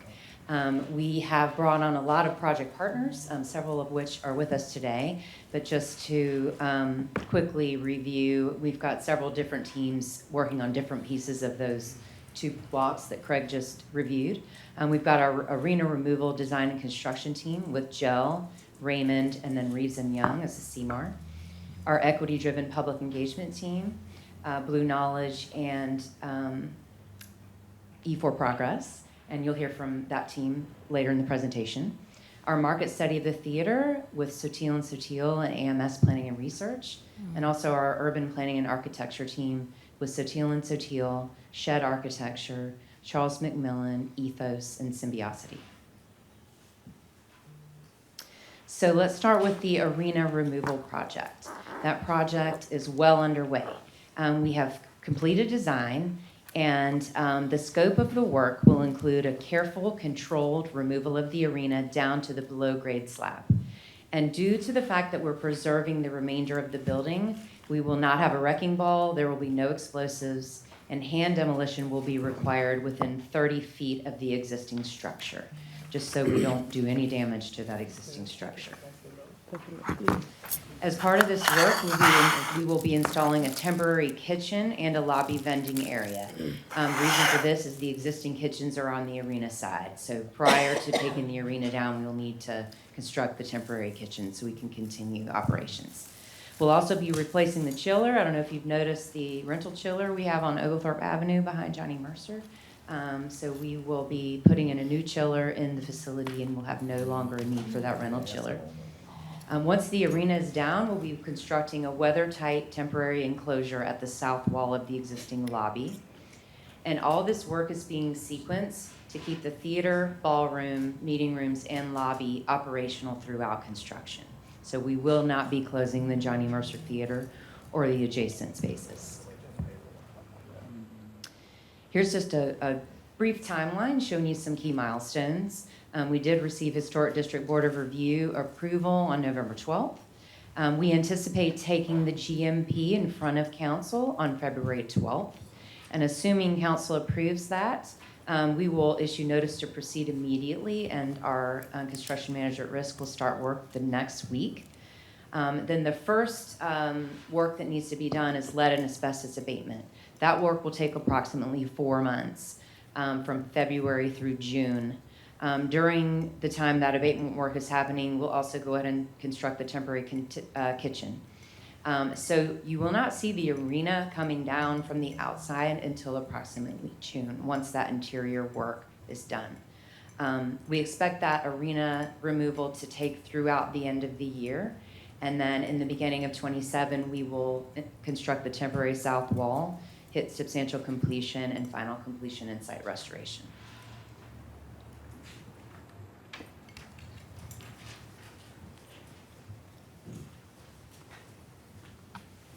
Good afternoon. My name is Bridget Liddy. I'm Director of Planning and Urban Design with the City of Savannah. Really happy to be here with you all today to talk about one portion of this project, which is the Economic and Land Use Study that's currently being led by RCLCO and EDSA. Unfortunately, they could not be with us today, but I'm here to report out that we are making substantial progress in moving forward with determining what is going to be on the approximately 4.5 acres of land that is directly adjacent to the current Civic Center site, which would include the removal of the arena, as well as the redevelopment of the parking lot area. And with that, as we've kind of started our study and we're well on our way in looking at financial modeling, key findings have come out. The main thing is that we have a strong demand for housing, specifically rental apartments, for sale row homes, and condos. Another thing that's come out of the study, which we were talking about at our previous workshop session, is the need for workforce and affordable housing. Retail opportunities are also something that we should be considering. The market is, the findings, the numbers are telling us that food, beverage, and daily use shops are something that could be potentially set up on this vacant land that's currently there right now. And then there's also opportunities for some office space, specifically small creative spaces. So as we move forward with our market analysis, we had a fantastic session, I think, the end of October, and I can't tell you how honored I am to work with such a fantastic team of consultants. We've really come together and we've got a system down and we're communicating very effectively. But next steps include a redevelopment strategy, which will evaluate the cost and benefits of this particular site and also look for implementation, specifically actionable steps, how we can move this thing forward. Making sure, big asterisk here, that we are listening to the feedback and concerns that have been raised through our public engagement process and using the market study to help inform our decisions. So using facts in order to help us along with our public engagement. to make sure that we are doing the right thing for the future, which is going to be for several decades to come. And then on top of that, we're going to build a financial model which will help guide the implementation. So how will the city undertake this mammoth process? And all that's going to be coming to you soon in FY26, so buckle up because it's coming. So as part of our efforts with our public engagement, as I mentioned back in October, we had several different scenarios that were presented to the public. We had a survey that was done, which I'll let our public engagement consultants talk about. But we looked specifically at 3 scenarios. One was a scenario where we had lower density with residential housing, less than 100 units, and that was primarily driven with townhomes and row houses and condominiums. With that, it would consider about 51,000 square feet of commercial space. As we move into scenario 2, we're kind of increasing the volume a little bit and looking at more density, more types of housing, not just the condos, not just the townhomes, but also looking at apartments, market rate apartments, as well as workforce housing. With that scenario, our commercial opportunities increase to about 52,000 square feet. And the third scenario is the scenario that's the highest density, so the most amount of units that we would have for residential development, which would be about 360 units. With that, it would include what I've mentioned before, the condos, the row houses, market rate, as well as workforce housing, and senior housing, which was a need that was identified through our study. As we looked through this, the way we engaged the community is we asked them, what do they want? How can we accomplish these different scenarios in order to determine where we want to go? And they consider housing affordability, building height, residential density, and how long it would take to build out these different scenarios. So with that, we have completed our survey as of the 5th of December. So I'm going to go ahead and turn it over to Blue Knowledge and E for Progress and let them share with you some of the exciting stuff that we've been doing with engagement.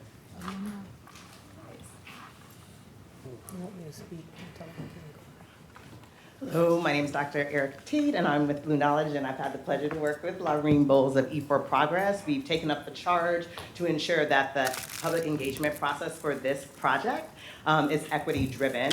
The goals that have been guiding our work is that we want to broaden participation. We want to make sure that we're including residents, business owners, our community institutions, our community organizations to ensure that they have a voice in this project and input when appropriate. But also we want to make sure that those who are participating are reflecting the demographics of our city, Savannah.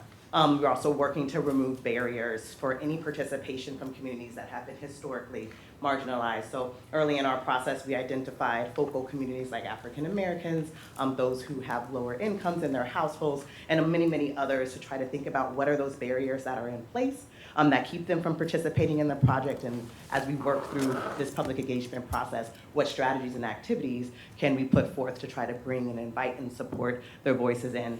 And of course, we want to make sure that this process is a meaningful engagement process. So we don't just want you to come into the space or sit around the table, but we want to make sure that you feel comfortable sharing your input, that your input is welcome, and that it's going to be utilized and integrated into the decision-making by the city and other consultants to ensure that this project reflects the needs and desires of the community. And then the other thing is we've been working with Dr. Brown to learn more about the Savannah GPS project, the equity implementation framework. So we've had an opportunity to review that document. We have an opportunity to discuss it with her, and we feel very confident that the approaches that we are taking and the approaches that we want to take in the future are aligned with that framework, and we'll continue to work with that going forward. So our activities that we have begun. So we started in August 2025, and most of the public engagement work has been focused around the economic and land use study that Bridget has spoke about. So at the end of October, we had 2 public meetings. It was an open house style to increase the amount of dialogue that residents could have with city staff and also with other consultants and with each other if desired, so that they can build their understanding about the project, the options, and what it means and looks like for the redevelopment of this space at the Civic Center site.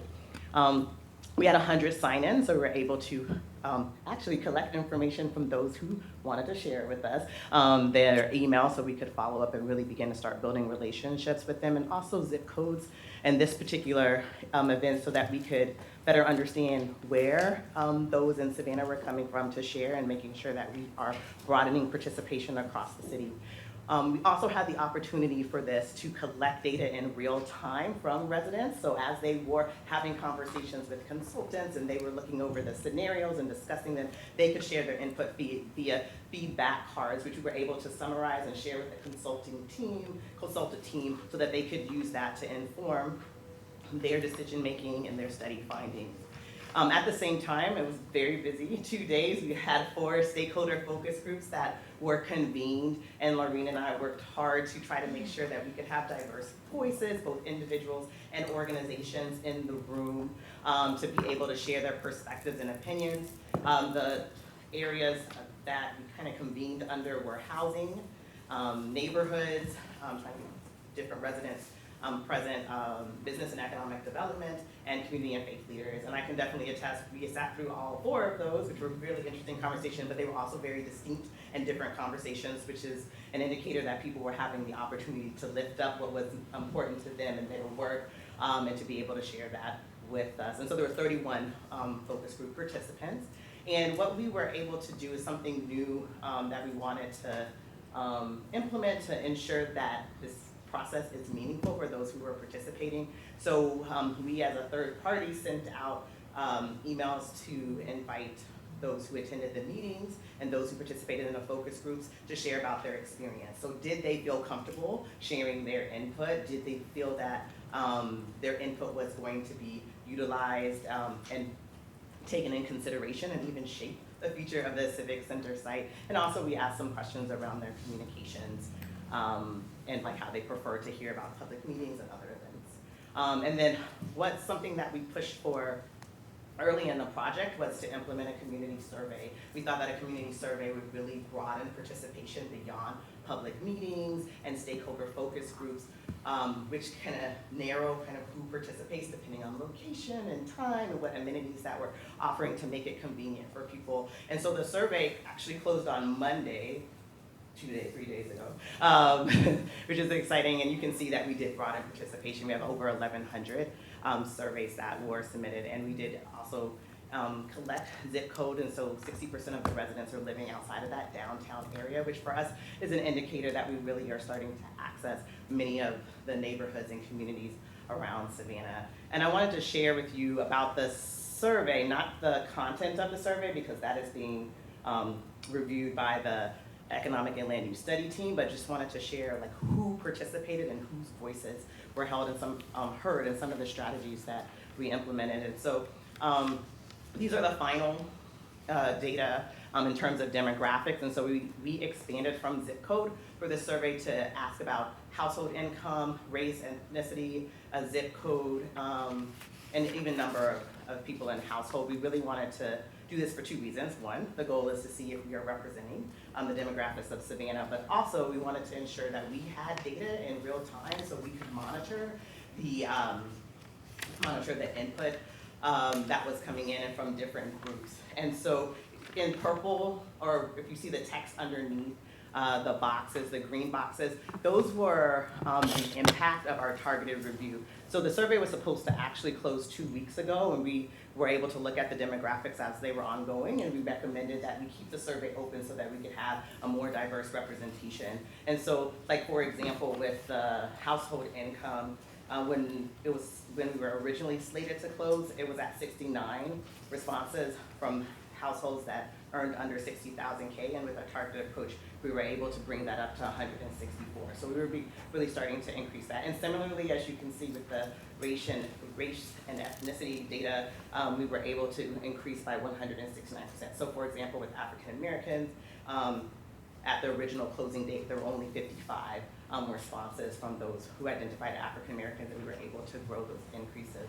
Our targeted approach, throughout the process, working with neighborhood services, our liaisons were able, we're able to go out into the community and share about project. We also did some focused neighborhood and community center in-person visits with paper copies. And that last week, the push, we had a paper format, we had the surveys translated into Spanish so that we could get that out to Spanish-speaking communities. There were some ads ran in the Savannah Tribune, as well as social media ads. And so these were some of the ways that we targeted. And then throughout the process, Lorraine and I really worked to think about our local community and our understanding of all the different players in there. And so we curated a working database of about 160 plus contacts, which is living and growing. These are community leaders and community organizations. And we had the opportunity to really reach out to them via email to tell them about public meetings or other communications, depending on who we were talking to, but also to do survey promotion, focus groups, encouraging them to participate and attend, and then also with follow-up. So that's one of the other things that we did after everyone attended meetings and focus groups. We made sure to share appreciation for their community voice and input. It just creates another touch point between the city and the residents who are sharing their concerns with them. And so it's living, and I feel like every day we meet someone new who will be part of this list. And so I don't know, next time we talk to y'all, it'll be like even bigger, and we'll be able to see more representation. This last slide is really just sharing the highlights that I think have been exemplified and discussing the activities, but I just wanted to close on 2 points. One was, this work is work that we've been doing for a very long time, and sometimes when we were emailing people, we were leveraging our personal networks and kind of trying to figure out, you do this, this is probably something that would be really important to your community. But also some of those were emails that were introductions and invitations, which can sometimes seem a little bit transactional because we haven't had the opportunity yet to build that relationship with you. But the number of responses that come back and say, thank you so much for asking us, or thank you so much for including us, or thank you so much for letting us be a part of this process was really touching, and really shows the importance of this work and the importance of what we're doing. And then the last note is that we know that we are focused on the Civic Center redevelopment project, and we are working very hard to try to figure out the best strategies to put forth that make this an inclusive process and make it accessible for people to participate. And of course, in our implementation and also in our reflection on that, as we try to refine these practices, our goal really is for this work to be adopted and institutionalized. So when we're doing any type of equity-driven work, it's not just in that moment, but the goal is, or the kind of indicator or metric for progress is when a city can adopt these practices and when a city can institutionalize them across their departments so that every public engagement is centering equity, and every public engagement is looking for that opportunity to be as inclusive as it can by reducing barriers and increasing accessibility so everybody has a voice in this community and in how they want it to look in the future, even 100 years, as you were saying earlier, from now with their vision. So thank you so much, and I'm gonna pass it to Shedrick.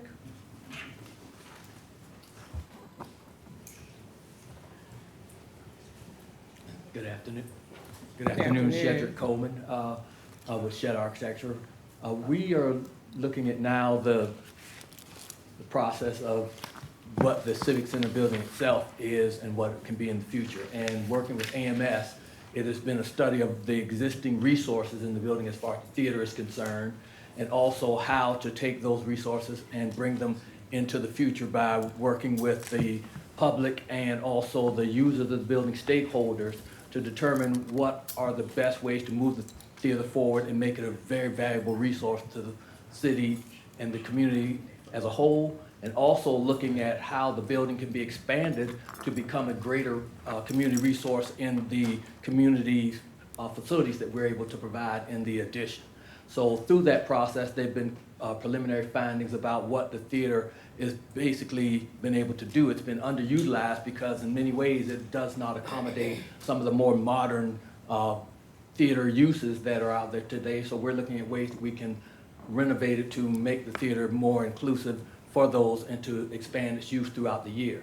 Some of the outcomes from that, looking at it, are the recommendations on the program, which we are working on to see how we can create a good operating model and financial strategy that works with a long-term use of the building. And a timeline for that completion is looking at basically the end of the first quarter of 2026. with this comes, what do we do with the existing resources within the building, and how are we going to add new uses in the addition, which will help move the building forward and become an even greater use to the community as a whole. We found that the use of the building by the community overall has not been fully utilized, and we want to make sure that as we move forward, that we are providing resources that the city and the community sees will be valuable and make the building seem more of a holistic facility for the community by doing things such as adding the restored lobby, expanding a multi-purpose building on the back, which would have additional meeting spaces and community uses, some of which are currently in the arena that we would hope to relocate in this new expansion. Look at upgrading the back of the house spaces so that they're able to accommodate the different uses within the theater, renovating or possibly looking at how we use the community ballroom and meeting rooms that exist currently, and also how we have the connectivity of the building as a whole. We want to see this as a unified building, not as an addition to the Civic Center, but a new reimagined Civic Center that becomes one building that the community as a whole sees, and not a theater and then other spaces as connection. But when you come into that building, you know that you're in the Martin Luther King Jr. Civic Center and not just a theater building in itself. So with that, I'll pass it on to the city manager. Thank you. Thank you. So Mayor, Council, as you can see, we've got so we've done, I think this is my slide. A really big expert team has assembled, and that's because this is one of the biggest projects that the city would be undertaking, likely in a generation, and want to make sure that we're doing it the right way and giving you the best information that you can to make the decisions about how we move forward. And so I know that I know the mayor has some updates about how we're going to celebrate and move forward on that, but really want to thank council for its leadership and for allowing us to move forward in the right way here.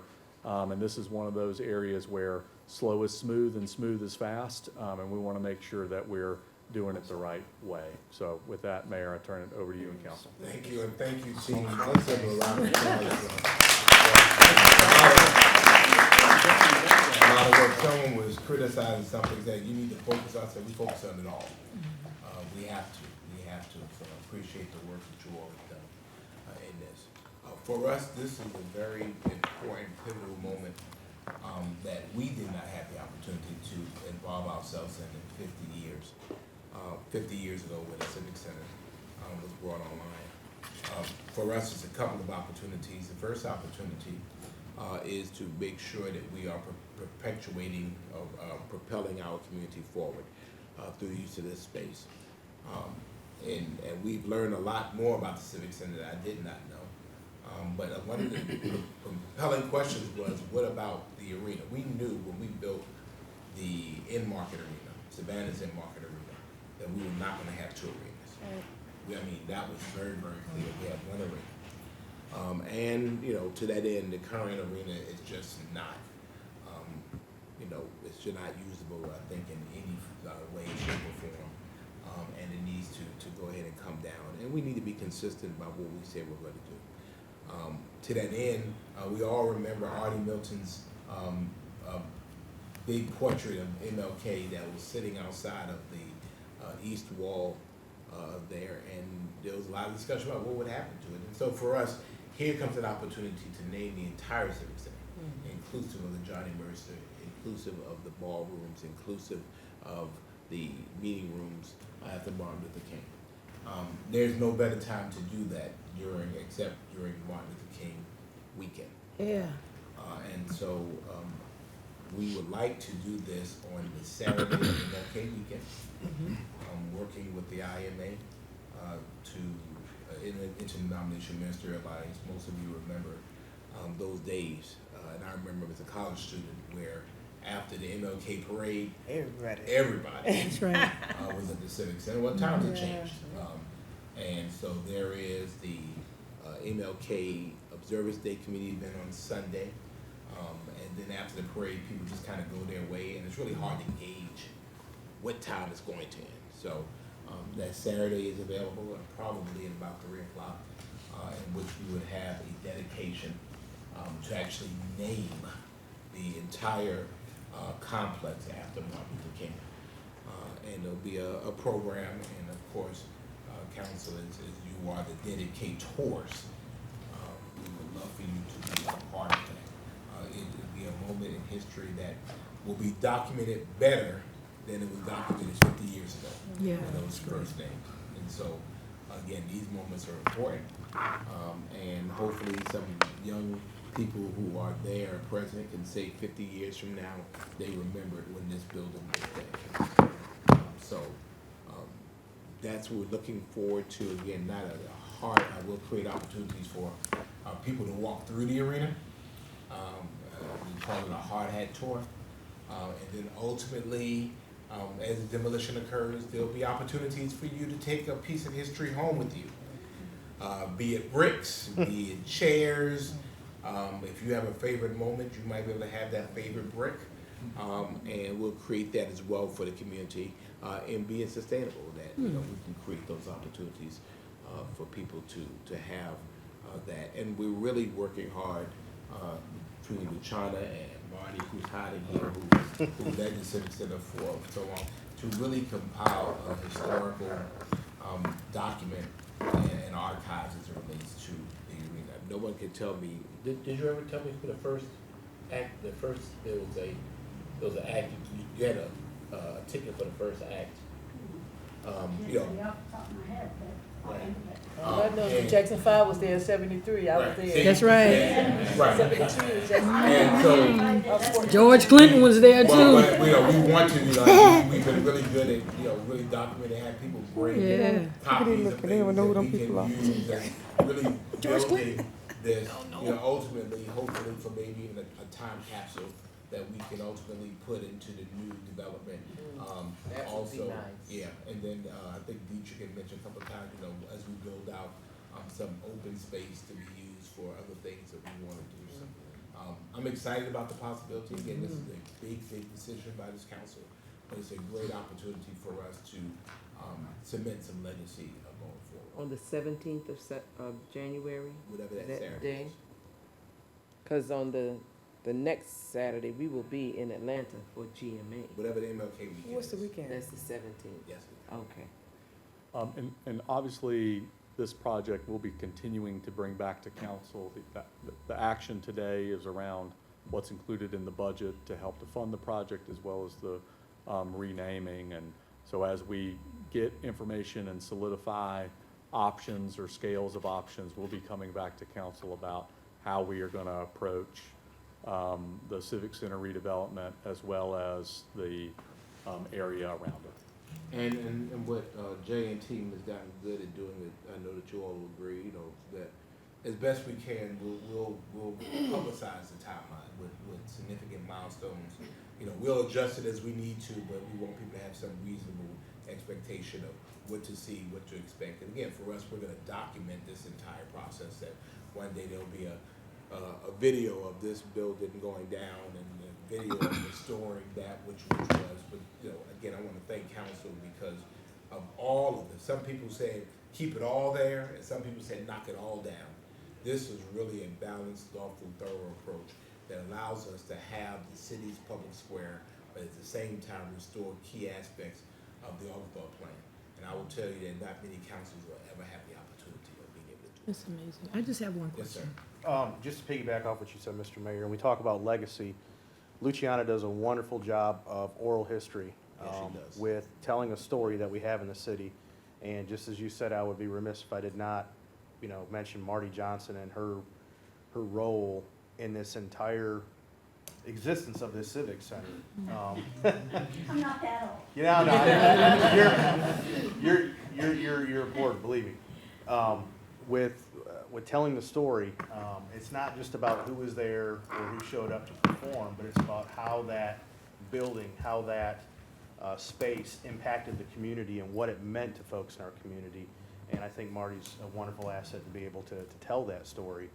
moving forward. So, Jay, that would be most helpful if we could line something up like that. Will do. Thank you. And Everybody can think about their moment. I mean, we've hosted and for us, that was, before we talk about equity, that was our equity space. Yep.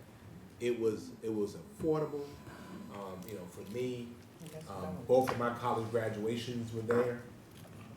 All 6 of my inaugurations were there. I mean, it has those memories.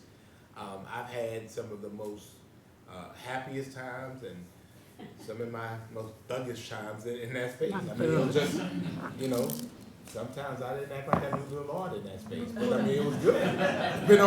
Depending on who was performing. I mean, it was just, I've gone to ZZ Top and I've gone to some other artists that I'm not going to talk about. Yes, ma'am.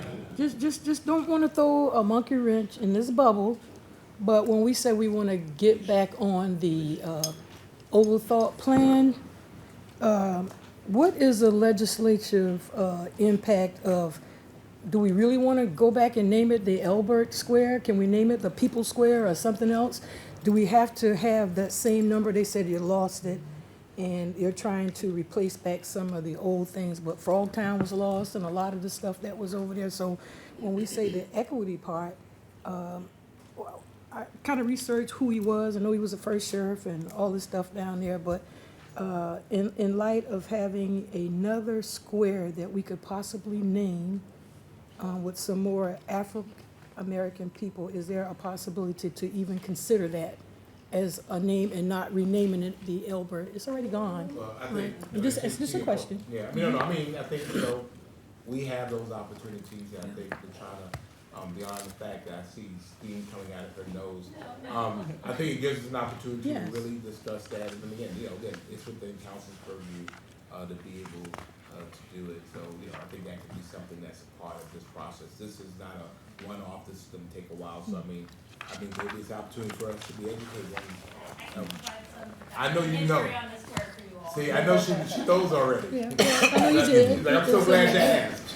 That when I researched it, it has some stuff from your office, but I'm just saying, we had a lot of traction and momentum going on about the previous square that we renamed, and this would be another opportunity to introduce some more equity in our community with naming a square after somebody else who's African American or another female, but something in addition to telling people that we really are engaged and we want them to be a part of that. And nothing says more engagement is when we see people in history that look like us. Thank you so much for your time. Well, we've named 2. So Yeah. we named Yamacross Square, we added Yamacross Square and the Civic. Yes, sir, I forgot about you. Yes, ma'am.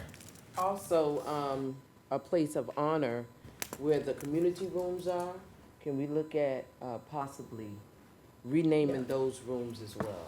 We have all types of opportunities. And I think, we're trying to speak words in our mouth, there's a balance between doing that as well. But again, Yeah. you all are the, There'll be new spaces that are Right. created as Right. well. I want to keep James Sims, he's a Mason brother, and Andrew Bryan, he's named after the church here. And so we did a pretty good mix of putting Mary Musgrove and Flannery and Chubb, and so just really happy about Bryan and Sims. And like you said, we have an opportunity, bigger space, more names, that kind of identifies of the whole community and not parts of it. That would be amazing.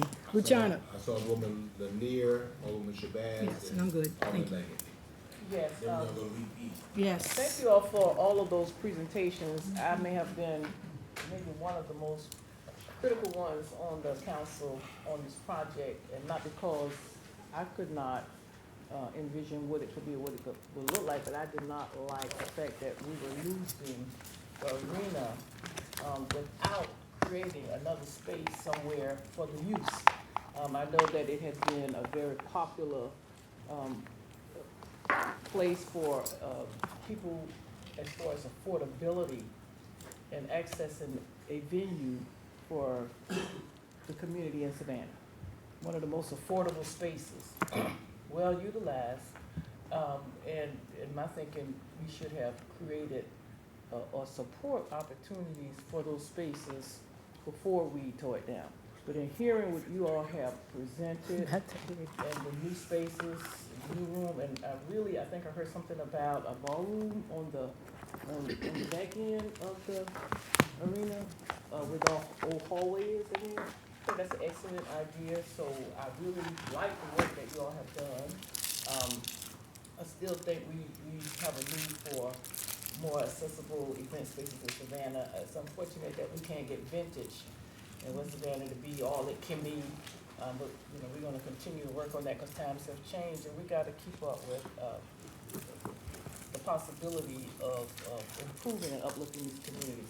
So I'm here to say that because I didn't even vote against the demolition, but now I am very much enthused with the work that you have done and what you're working on. It looks great. Thank you. All right, Alderman Shabazz. Thank you, Mr. Mayor. I just want to thank you, City Manager and the team for the work that you all have done. I am so glad to be at the table at this time, like the mayor has stated.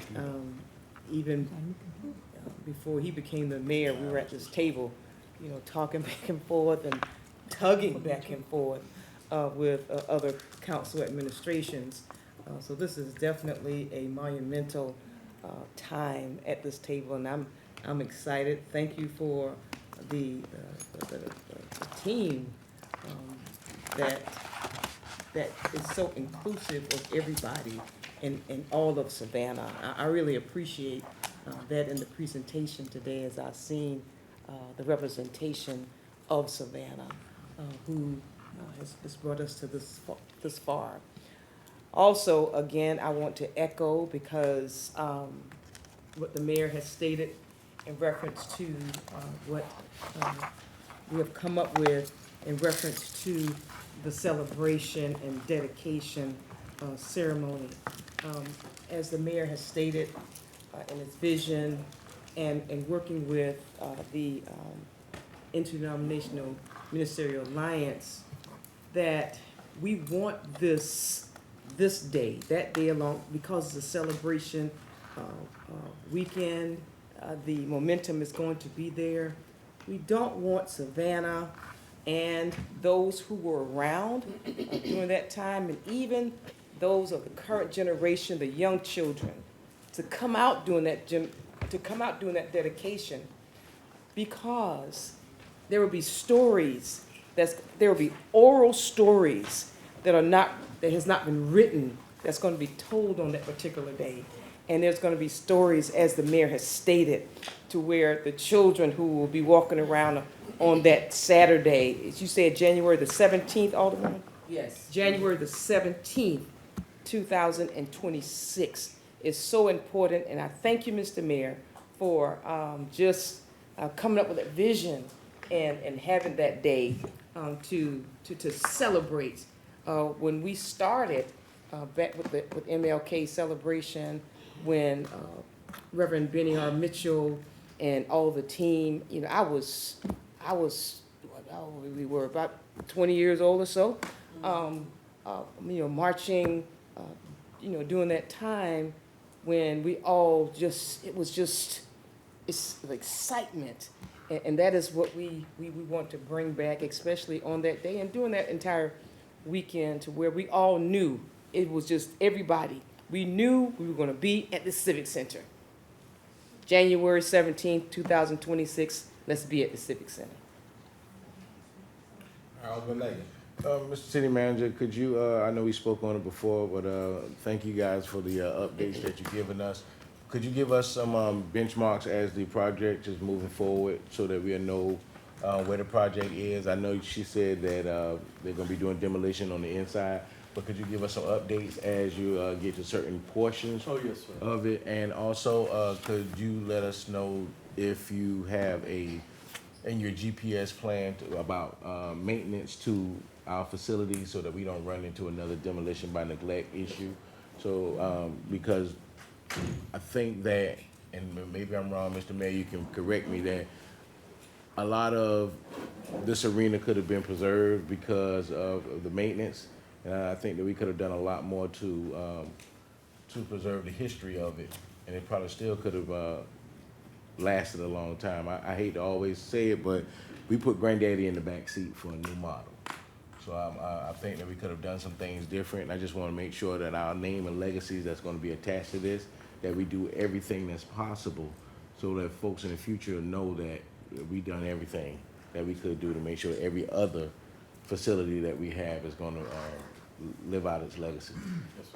Yeah, the only thing was, we always, even when we were talking about and selling the new arena through SPLOST, was that we were not going to operate two arenas, because people said, why don't you just use the money to fix up the old arena? And I think, so we never, I think it was never any plan to maintain it.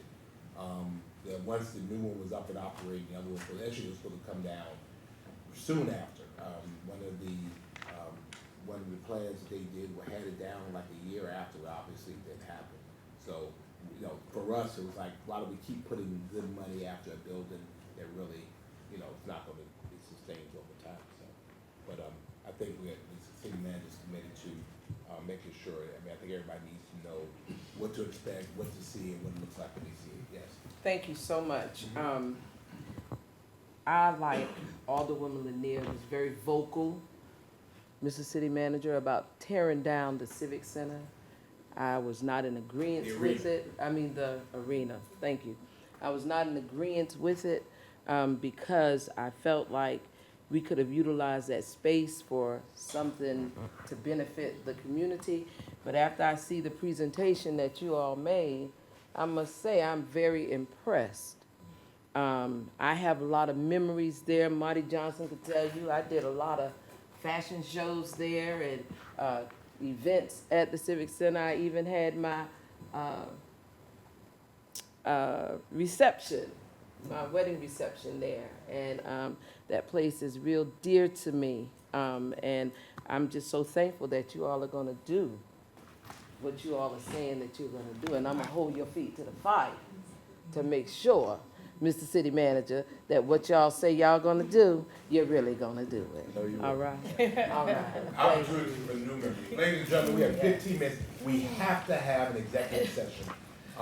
It'll be very, very brief, but we have to have it on purposes of Real estate and litigation. Real estate and litigation. Make a motion that we have.